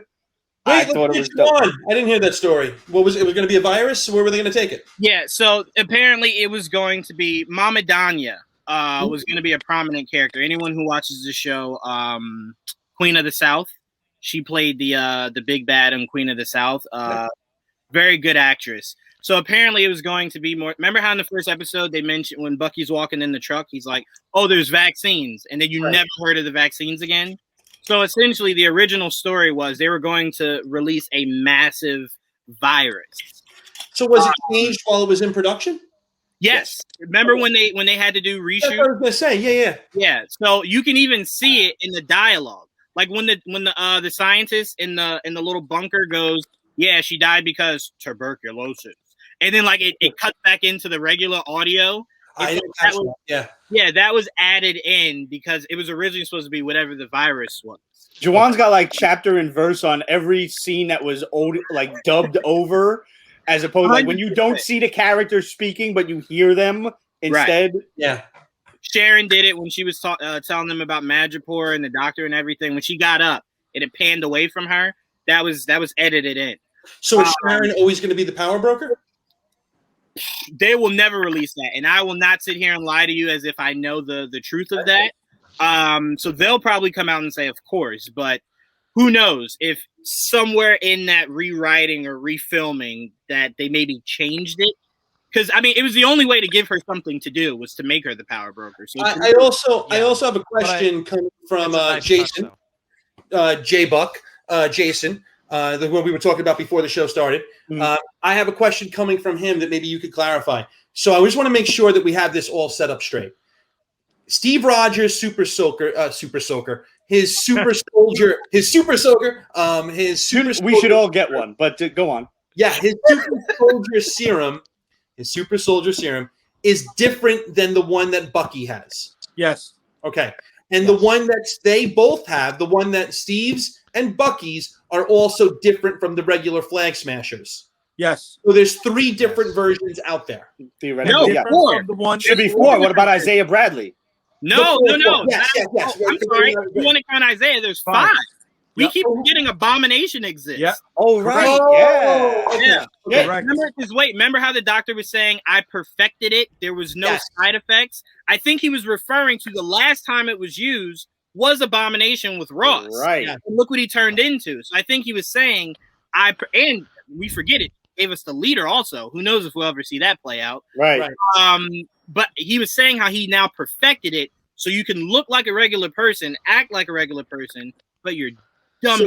So there's 5 different variants of the formula in existence. I do think it's only 4. I do think Bradley's was maybe a similar strand to Steve's. I don't think it was all that different than Steve's. Not in existence because none of them are exist anymore, but having been generated. Yeah. Right. Yeah. So what's the question? Yeah, I mean, was that the question, it's or safe to Listen. I was asked a question earlier that I forgot to bring up. And it was something that we were talking about privately. And I was told, hey, ask everyone on the show, see what they know. Something I did not notice actually until one of the final scenes in Falcon Winter Soldier in that last episode was when Sam went back to Isaiah's house and just kind of like had a heart-to-heart with him, like, "Hey, did you see me on the news? What'd you think? Like, you were wrong. A black man can be Captain America." And they're having that really cool heart-to-heart, and I thought it was a great bit of dialogue. Like, man, do you ever lighten up? And it was so much more lighthearted. Oh yeah, it picks up the plant, but not even that. Like when we first saw the actor, he was sitting down and he was separate from. He never shared the actual scene with Bucky or Sam. Now, and then they were sitting down the second time when he tried to give him the shield. The third time when they're in the backyard and they're actually standing next to each other, I had no idea how big that dude was. That dude's got to be like 6'4", He's huge. Carl Lumley could definitely be a horror movie. So holy shit! This? Why did they give him? Why did they give him makeup that made him look older? Did they have scenes planned for him to be younger somewhere down the road in without makeup? I think that would be cool. Very popular. I don't see him going away anytime soon. I think they needed a muscle-bound guy that you're not going to find. I don't think you're going to find a natural 80-year-old man that's built as big as he was.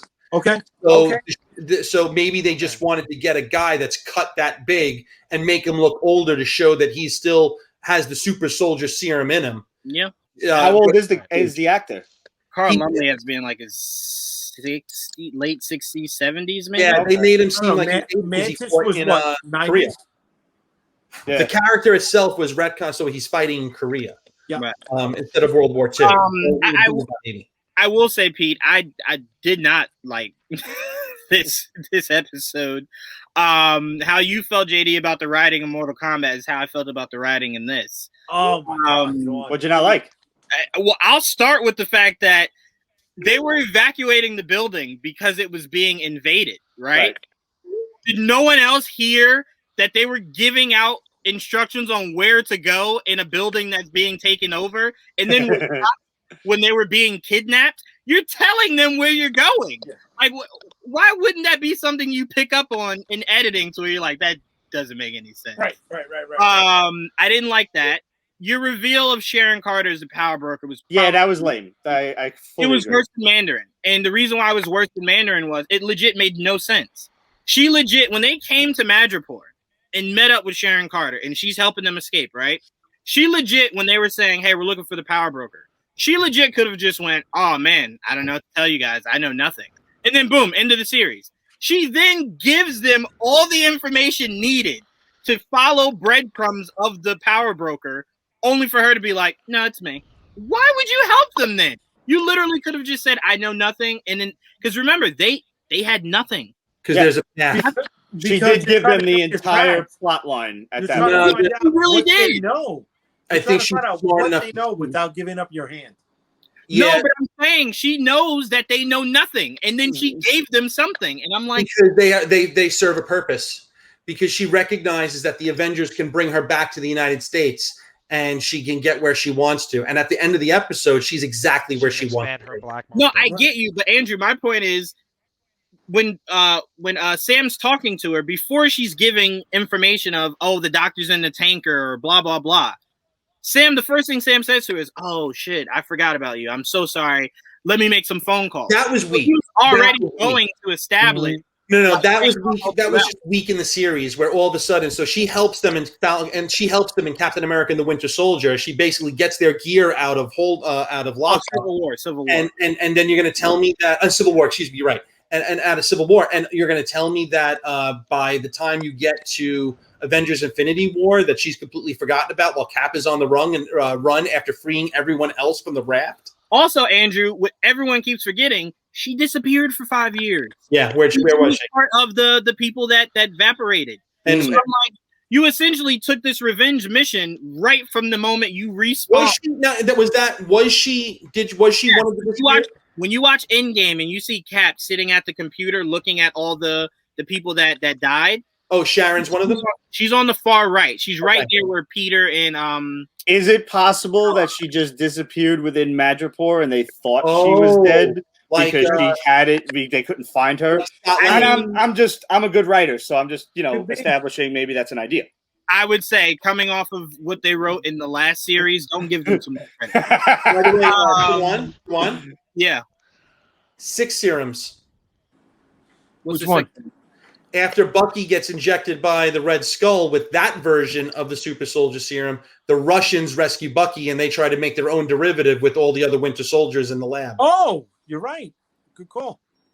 I don't know if they inject if the Hydra was the one that injected. I think it was the Russians. Russians or Hydra. Either way, you have all the other the Russian super soldiers that Zemo kills with the bullet through the glass in Civil War. Okay. Yeah. Okay. Yeah. 6. Okay. Yeah. 6. I did not like the after school special of Falcon essentially furthering Carly's message. And then all the senators just going, yeah, no, you make a really good point. None of you thought about the effect these people were going through before Sam came down and talked to you. I didn't like that. I also didn't like how the last time we see U.S. agent, the government's just like, hey, no more shield, no more stripes. You are nothing. And then he comes back, and then it ends with him in the building, essentially with them going, it's okay, we forgive you. Don't It's worry. like, I'm back. It's just like, wait, what? So we're just gonna I don't think that That's not was. sanctioned I by don't the think that was to military. do a service for him, rather than what's her face? No. I know Contessa awarded him that. My confusion was, why was he not arrested for doing the exact thing they just told him the last episode not to do? I think that demonstrates Contessa's authority. Well, her stroke, I'll go with it. I just wish they made that a little bit more clear. Oh yeah, but I think that demonstrates. Yeah. What else? I did not like the whole them acknowledging, and then it's more confusing of her being the power broker.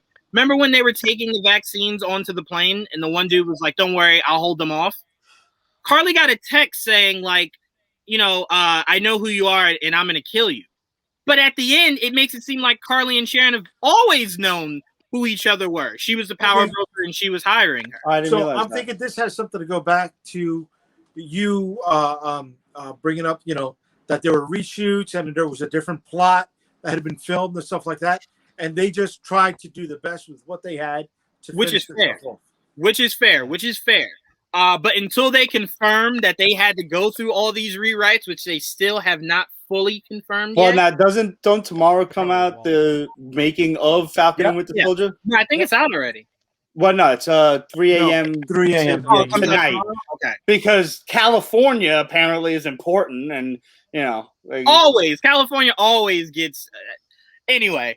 You know what? I love every second of that, because I was setting my alarm between Falcon and the Winter Soldier, and especially with the Mandalorian. I would set my alarm for 2:45, make sure I watched it, and when something dramatic happened, I would run like I was running from an alien invasion from my couch in the living room to run into the office to jump on the computer and buy up certain comic books on eBay.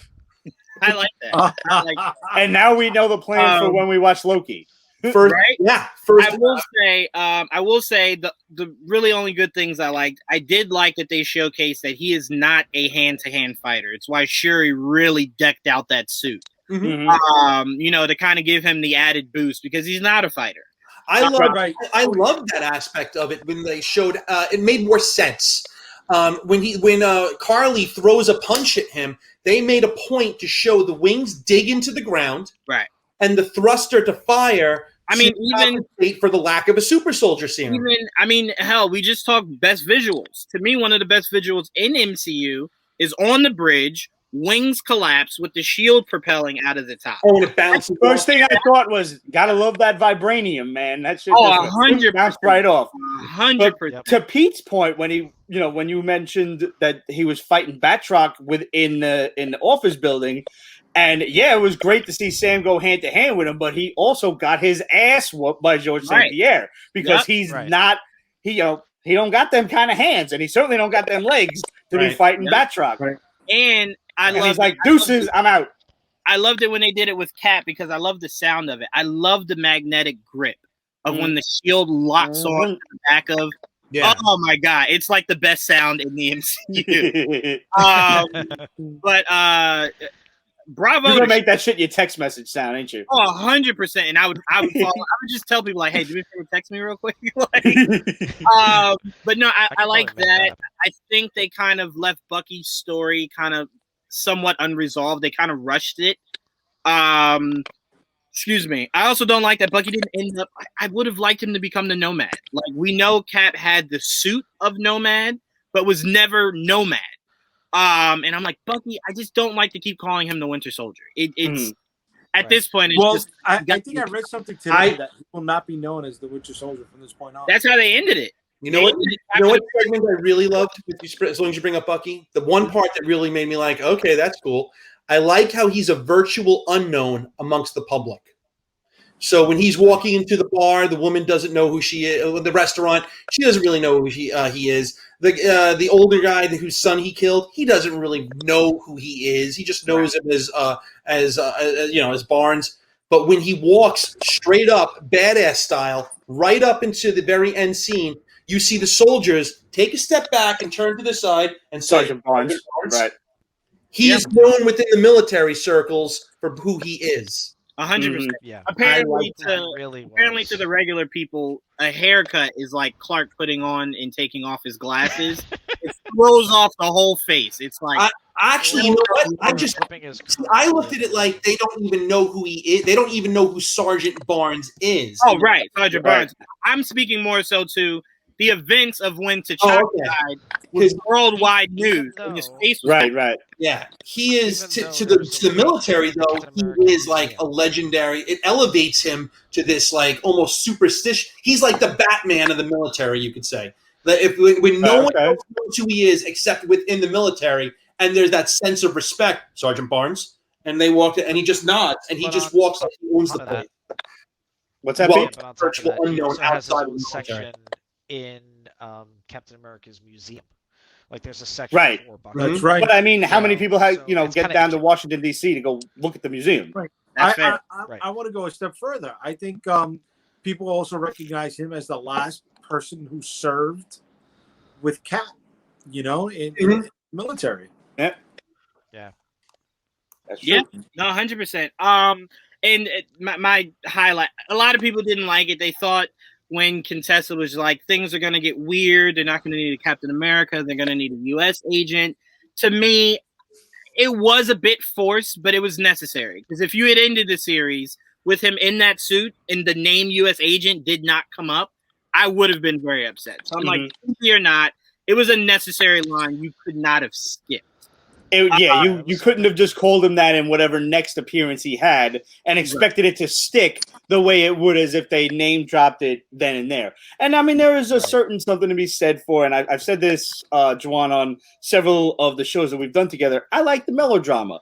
I don't mind a forced name drop like that. I was like, okay, you're going to need a U.S. agent. Yes, it's forced 100%, but also it's a fucking comic book movie. So give me that forced dialogue sometimes. It's okay. To me,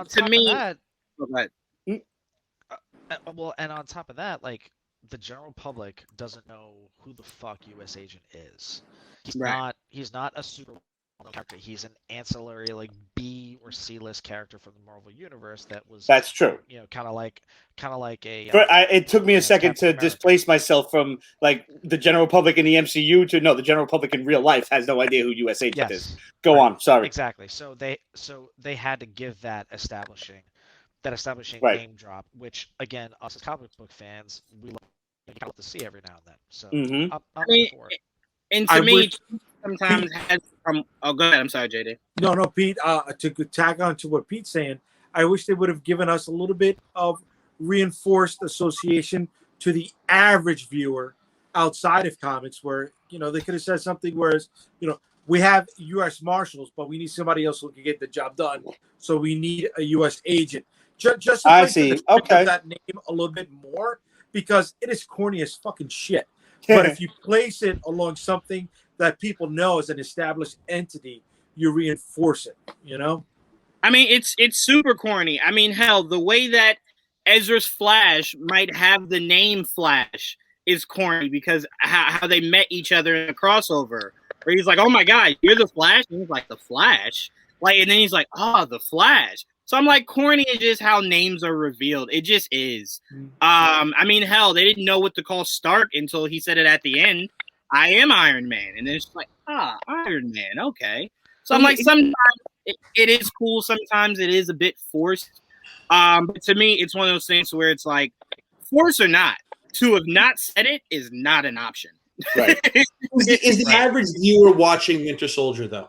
I believe they are, actually, because I've had several text messages from friends who have quote unquote gotten into the comic book realm without actually reading them, but they're so involved, so ingrained in the movies that they've subscribed to Disney Plus and they're watching these TV shows because they want to see where the storyline for these characters go. And because that's the question. Like the movies you have to actually pay for, but the movies are the tentpole events. Right.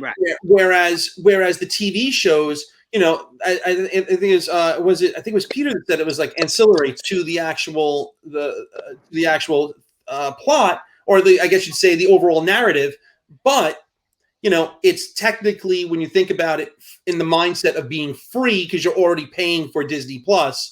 So it's like new content to watch. See, I never watched Agents of S.H.I.E.L.D. I watched a few episodes, and me, you know what it was? It's too much of a commitment that I'm going to sit there and I got too much work I got to do. But Chloe Bennett's really hot, but she doesn't take her clothes off because it's on regular TV. So, to be fair, Andrew, Feige does not acknowledge that show. He said originally it was all connected when it came out. Right. They did try. It wasn't something I needed to see. Yep. Yeah, but Feige has always pushed back on that show. Right. But it wasn't something I needed to see. And that was the mentality I had going into it straight from the beginning, even when they made that promise that it's all connected. So is your casual viewer going to watch? Did they watch WandaVision? Are they watching? Are they going to watch? I think you've got a decently more than, I'm not saying like a full 75 to 80, but I'd say a decent 60% of fans are watching the TV shows. And I mean, I don't know, 47.6% of statistics are made up right there on the spot. So you can never tell, but I'm telling you about 60%. Okay, so let me reinforce your statistic. I got a friend of mine who is the ultimate Fringe viewer. All he knows is Batman. Okay, he's in his mid-60s. You need to know. But he will watch every Marvel piece because for him, everything is connected and he doesn't want to miss anything. And that is the beauty of that is the magic of the MCU, you know? And each property, each subsequent property has been of solid material. They haven't dropped the ball yet. They almost did it with Captain Marvel, but they didn't drop it, you know? They almost did it with Iron Man 3 and Thor Dark World, but I love how you guys keep throwing almost in there. Like Iron Man 3 was salvageable. There was for you to do that to AIM and then to do that to the Mandarin and to do that to Extremists? No. See, but Ben Kingsley saved that movie. Trevor Slattery. Not at all. Ben Kingsley saved that shit in Thor Dark World's Blu-ray release with the fucking extra. That shit, all of those little bitty 15-minute thingies need to wind up on Disney Plus so people can watch that shit. Even the Sam Rockwell stinger at the end of that one was on point. That was great. And I am curious, Pete, if they do call Wenwu, who is Shang-Chi's father, who obviously has the 10 rings. Right. They are not calling him the Mandarin in anything promotional. I think that's on purpose. I have a feeling because I don't see Shang-Chi being a solo flick and then one and done. We'll never see fear from him again. It better not be. That's how I want Iron Fist to come into the picture. Honestly, I'm akinning the rise of Shang-Chi. I don't know how many people are watching the new Kung Fu show that's on. I don't know if it's Fox or CW or whatever. No. It's a pretty decent damn show. It's got this girl who was trained at a Shaolin monastery, and now she comes back to her family, and it's very Asian oriented. So, you know, like the people who are from that descent, like they have a hero to watch and to look up to, and that shit did not happen with David Carradine. Let's face it, you know? And anytime you want to brand something Kung Fu, it's usually fucking karate or MMA. This is one of the first times you're actually seeing straight up, legit ass Kung Fu on TV, doing the forms, doing the different styles and stuff. It's a dope show. I watched the first episode, I'm like, And now I'm like 4 episodes in, I'm like, okay, this is pretty cool. I think Shang-Chi is going to be stupid popular, at the very least among the Asian crowd, and because that's going to be a hero for them, and that's going to be dope, and that's going to first of all, it's going to be an awesome movie, and I think that it's going to have sequels based purely on the desire to work that market, let's say, and I think that they're waiting for the Mandarin the name drop to like the end of the movie. Let that be the final scene. I bought the Wenwu figure, and the description on the back of the box says he's part of the 10 Ring organization that has been around since the beginning. Maybe the Mandarin's going to be like a position that's like passed down or something. I'm more curious. What's that? No. To me, I would actually rather prefer if he is just a face of different facets of the same organization, and he's been trying to just seek power. And that's why I told you. That's why I thought, because in the Shang-Chi trailer, when he's fighting, where it shows him just really buff with his shirt off, that's in Madripoor. It's why I thought I connected those dots there. So to me, I'm really curious, how long of a reach has he had, and will we see maybe some of those shorts incorporated in this movie at all?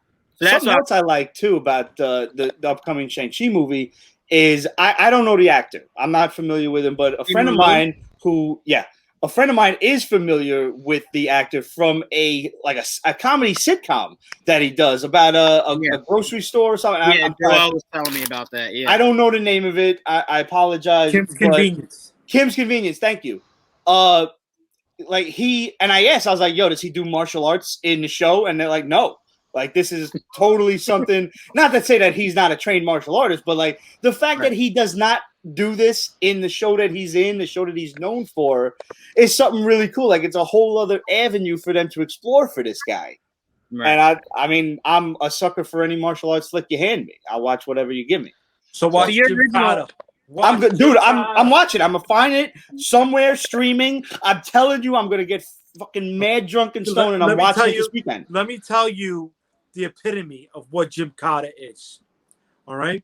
I want to see a pommel horse flare like breakdancing and shit. Whatever time zone gives you that extra hour. Okay.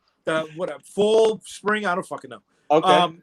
So I'm watching something, and I'm on HBO, and I'm like, oh, okay, what's coming on next? I'm looking forward to seeing it. So I'm gonna stay watching the end of this and transition to the next thing. But I forgot about the time change. So in that 1 hour, they put in Gymkhana from that point where it's going to start to the end of the hour to complete the flick, and then go on to the movie that was programmed at that scheduled time.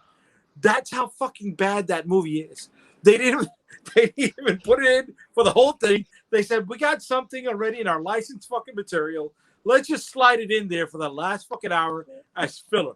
All right, so I looked it up just now, and I can get it streaming on Amazon. I can rent it for $3. Is it worth my $3? Oh, why you're on YouTube for free? It's not. It's on YouTube for $3 too. Oh, fucking it is? paid subscription bullshit. Oh, that's some bullshit, dude. I don't mind. I'll pay $3 to be thoroughly stupidly entertained. Go to one of these fucking Amico BPs that sell fucking used DVDs for $3. Own it. All right, so this way I can pass off the pain to somebody else. Oh my god! I'm gonna just buy a DVD on eBay right now, like after this show's over. That's what I'm doing. All right, it's Gymkhana. Jim fucking Carter. I'm doing it. You know I will. I bought dumber shit on eBay. So bad you gotta. Yeah. Andrew, you were way too quick to agree with that. Can confirm. I get the text messages before probably anyone else. I needed that spear. I needed a spear just in case I need to fight motherfuckers way over there. Why? Where's Stormbreaker? They're over there. Oh, Stormbreaker's upstairs. Stormbreaker's upstairs. Stormbreaker was necessary, and that's not a real axe. That's needed, and it makes noise. Really quick question: did you guys hear Russell Crowe's reveal on who he's playing? Yes, Zeus. Oh no, is it Zeus? Yeah. Okay. Yeah. I love that because I said to myself, all right, you're doing Gore the God Butcher. Clearly there has to be gods that he's killing, but it can't be so easy. So when he just revealed that, I'm like, oh my god, we're gonna get a dope ass scene. I like it how it's Russell Crowe. Oh yeah, I just had the film Zeus. And Marvel probably went, what the fuck? Shut the fuck up. And it's in the same week that Alfred Molina was revealing the premise of the next Spider-Man movie. Feige was just like, why? And I just imagine Tom Holland and like Mark Ruffalo like, wasn't me. Wasn't me. Right. Wasn't me. All I'm thinking of, and I'm sure, Andrew, you have the same exact mindset. What's that? Right. What's that, Pete? Like Tom Holland and Mark Ruffalo are going to Kevin Feige going, you owe us an apology. Yeah, Tom Holland is right now, Benedict, no. Cumberbatch is just like, I got to go where to sit with who in an interview now? By the way, Andrew, time out. Can I just say that does not get talked about enough as the funniest shit ever? Yeah. They made each and every media event Tom Holland went to. Benedict had to be there just to be able to go, hey. And he would stop him. He'd be like, no, we're not talking about that. He was a chaperone. But wait, let me just say this. The media is amazing because they would always go, man, Benedict, what is the movie going to be like? He's like, I can't tell you. And they're just like, okay. Tom. Yeah. What is the movie going to be? And you just see Tom. Oh, no, I can't. Don't ask me.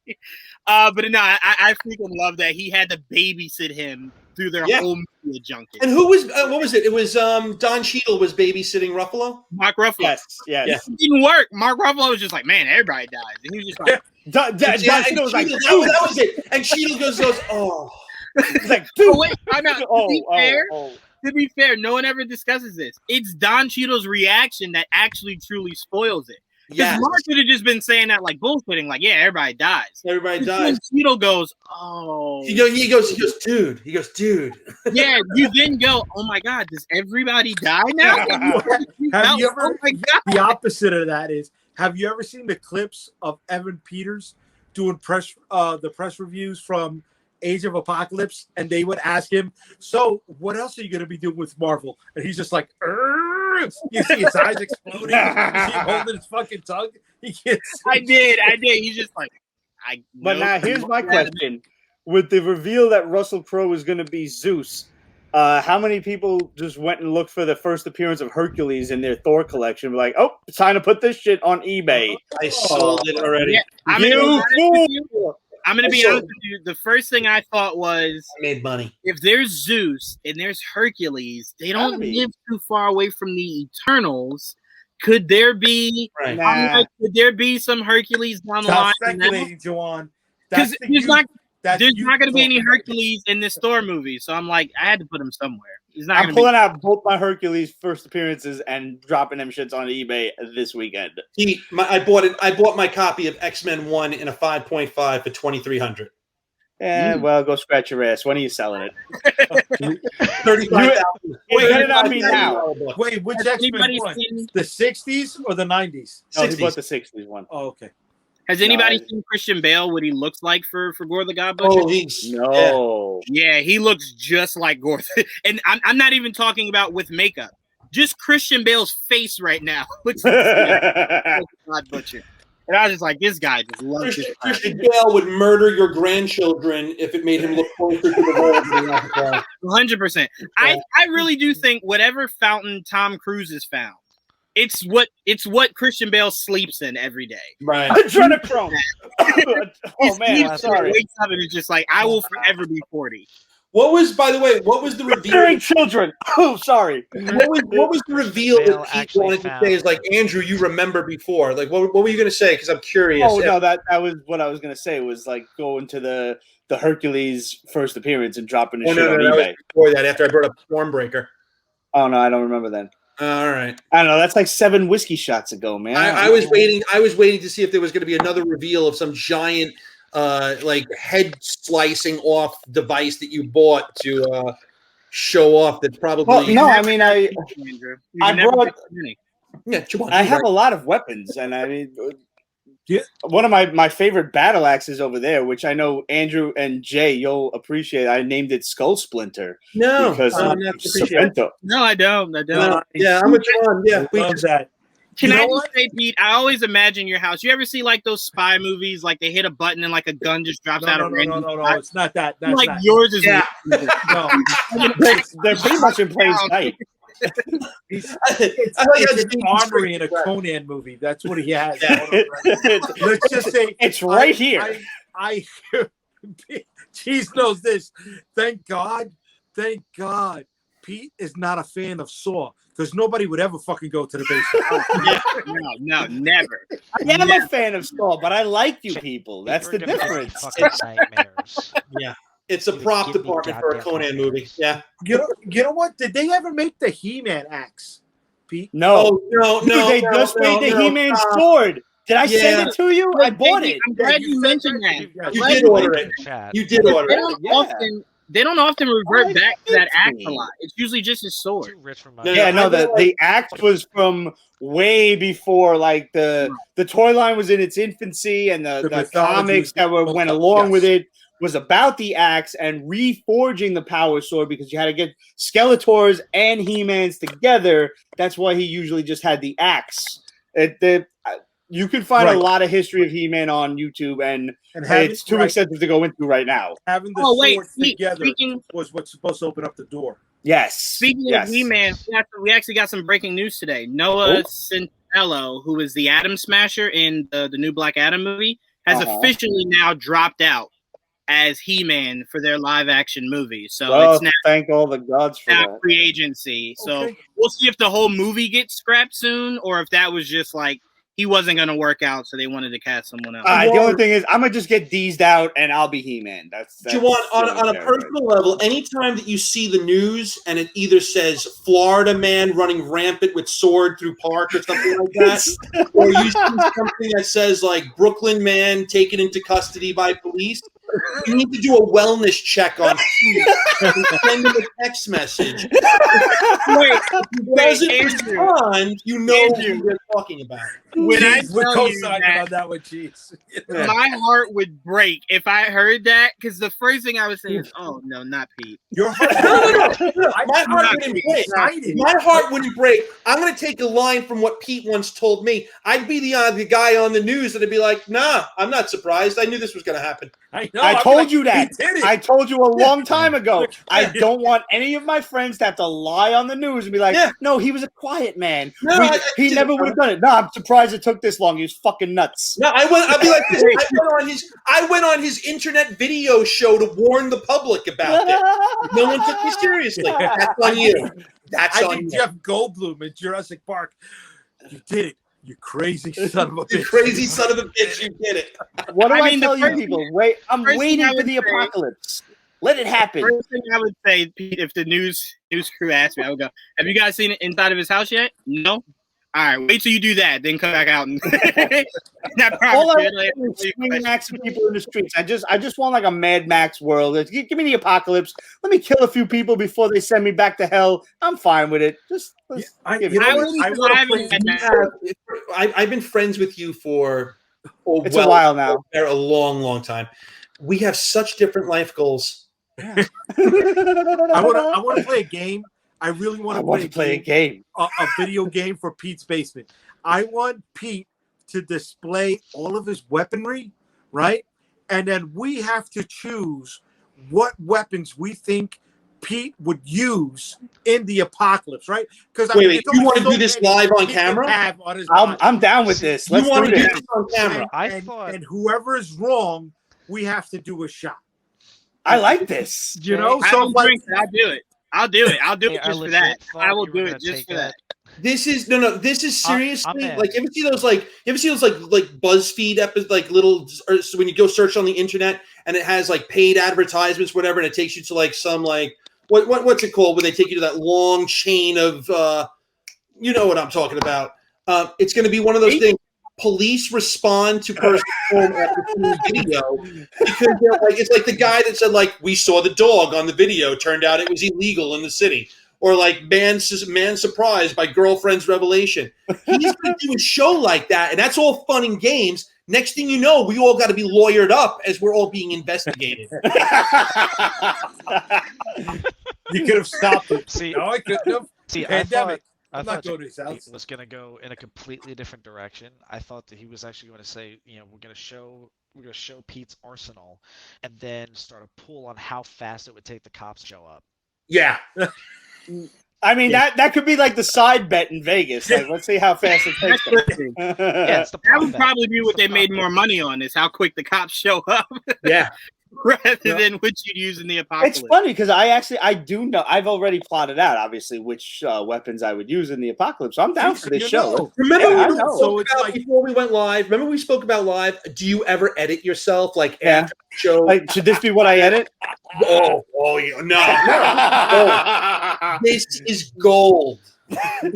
No actual weapons. It's all foam. It's like which weapon would Pete have on the right side of his belt? Which one would he have on the left side of his belt? Which one would he have coming at the right side of his You know back? what's funny, Jay? Here's what we do. I I have been watching. RPG game. What's that? What's that, Pete? We equip him like he's a character in The Witcher. Yeah, that's the whole point. I have honestly been thinking. I have a lot of weapons. I don't have a lot of armor. I need armor, at least greaves, like like a main gouge for the arm, like the sword arm or whatever. This is really what I'm figuring. What was it? A couple of years ago when I moved in over here, there was I don't care if they know. There's a crazy family that lives behind me, and the girlfriend was probably sneaking out her boyfriend late at night. He hopped the fence. He tried going over my garage because that's an extension to the garage, and he cracked the molding. He poured down. He tore my bushes, and I'm up at 3 o'clock in the morning doing some paperwork, and I heard this. I go outside with something, and I'm also holding a flashlight like this. I'm picturing Pete in the same scenario, going downstairs to the basement and trying to figure out what battle axe do I take outside to investigate whether. That's what would take. Okay, wait a second now. No. There's the arsenal down here, but there is the main weapon upstairs in my house. That's the go-to. That's the one. People ask me, why do you leave your front door open? Because to paraphrase Cedric the Entertainer, I wish a motherfucker would. That's why the door is open at all times. I wish a motherfucker would. Come on in. Because what did you tell me in the beginning of this show before? And I'm not going to repeat it, Andrew, but you know what you told me before we started filming. Something that New York allows me to do in the event of a break-in. And I wish a motherfucker would. I will say this, Pete. If in court they can use rappers' song, they're just going to have a field day with you. So what you're saying is this is premeditation. No. That went to the Supreme Court, and Eminem, Marshall Mathers is part of our permanent Supreme Court history because that case was brought up, and it was determined that cannot be admissible as permanent. Yes. Oh, wow. Are you sure? Because this is not predetermined. When we get offline, I'll give it to you. Fantastic. So this is not premeditated. It was a case where the guy was making up his own. It was a Supreme Court case where the guy was making up his own rap lyrics about how much he hated his wife who had a restraining order on him. And it went up to the Supreme Court over freedom of speech versus violation of his restraining order. And introduced into the court argument was that if Marshall Mathers can create music based upon killing his ex-wife, Kim, and it's seen as entertainment value. Wait. And Andrew, right here on Variety, rap lyrics now admissible as court evidence. What date is that? January 5th of this year. This year? I can see it going back up to the Supreme Court. Depends. It's going to be interesting. Let's see. It was the. I'll get you the case. The state of Maryland's highest court ruled. So what you're saying is I should shut up. Yeah. That's a 2014 case. I will tell you that there is a go-to weapon that is in my house. And if I took one lesson from Game of Thrones, it's that every good sword should have a name. And this is a black katana. The blade is black. The handle is gold. And it has a little winding dragon around it. And I've named it Dragon's Shadow. And this is one of the sharpest things I own. Like, this is one of those, like, you take the piece of paper and goes, and it cuts open. Like, yeah, that's this one. I got here's a funny story for you. Actually, before we close out, I got this sword, and this was like one of my first really, truly legit, like, this shit is from Japan. Take care of this son of a bitch and thing. Like, you pull it out, it's got the oil on it and everything. And I read about how to take care of a sword. And I read that you should, like, oil it up every quarter, give or take.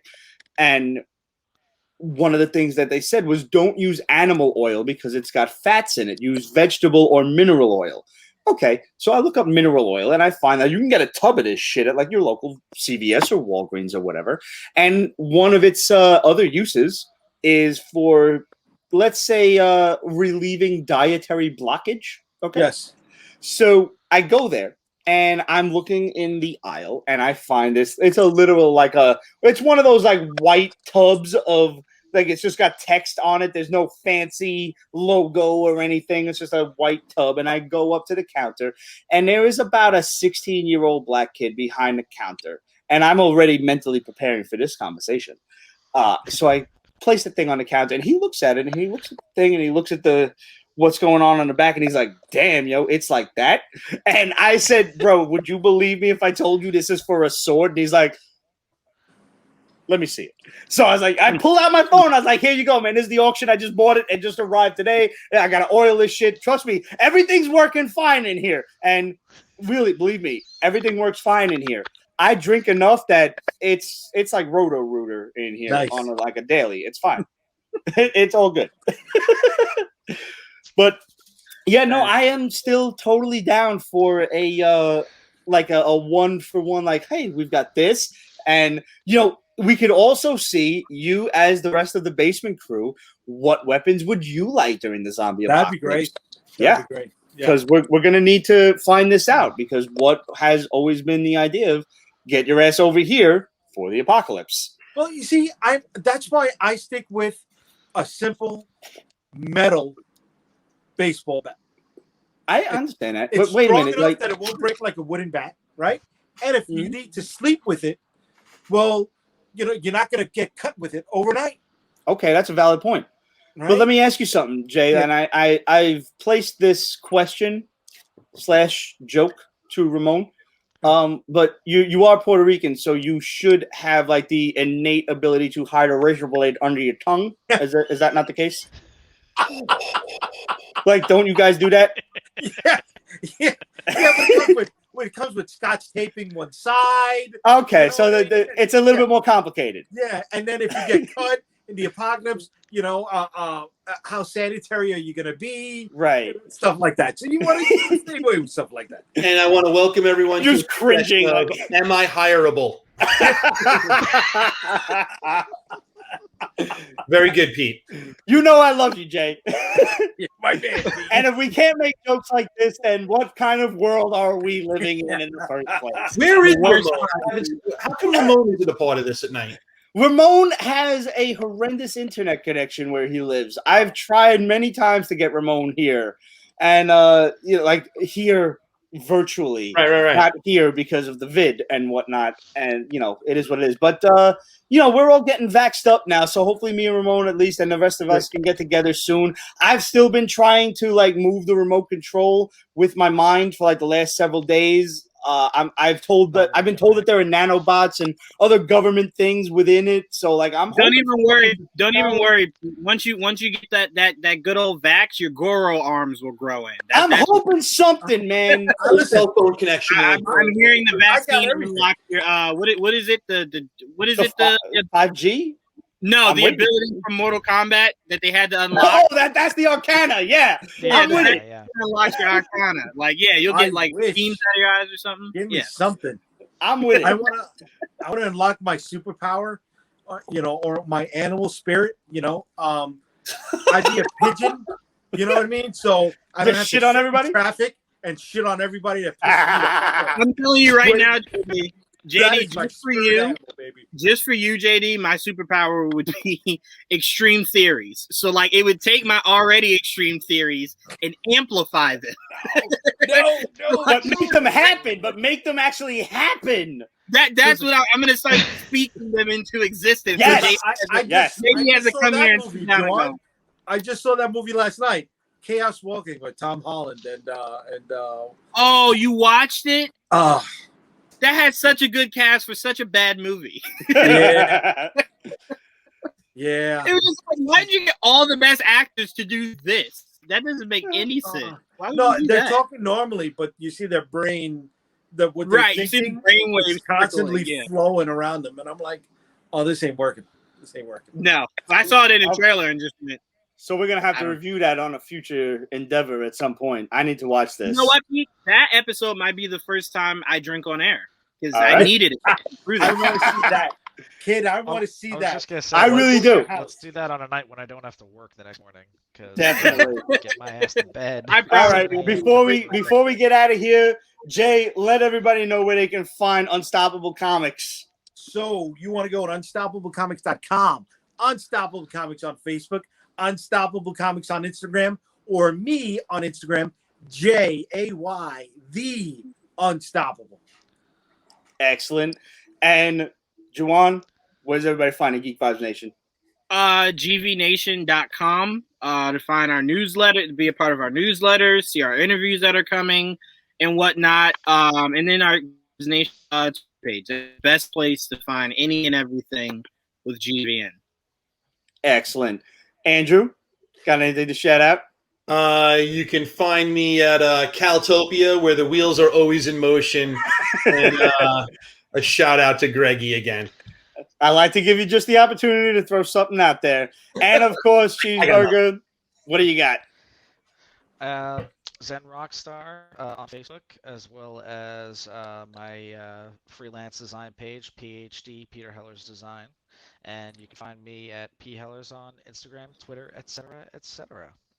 As well as we've got some Zen Rockstar stuff and some Pete's Basement stuff up on www.represent.com/store/Pete's Basement. There's PB stuff, there's Zen Rockstar stuff, there's Breaking Nerd News stuff, and I've got some brand new stuff coming for just in time for spring and summer, so make sure you look forward to that. And of course, hit us up, questions at Pete'sBasement.com, Facebook.com/Pete's Basement, Instagram, Twitter, etc. at Pete's Basement. We always want to know what you're thinking. We want to know that you had fun with us. Let us know what you thought about Mortal Kombat, what you thought about Falcon and the Winter Soldier, and any other thoughts that are running around your head. What's your ideal melee weapon for the zombie apocalypse? We need to know these things because we need to know if you're savable. You could also answer the question of everyone should write in. What do you think Pete's bail amount will be? Oh my God, Andrew! I was just about to say the place you can find all of us is at Pete's bail hearing. Right after this drops, we'll be right. We're here together. Right here. I'm going for no bail because this man is a danger to society. I agree with that. That's my goal. We will see you guys next time. Thanks for tuning in. As always, salud. Peace.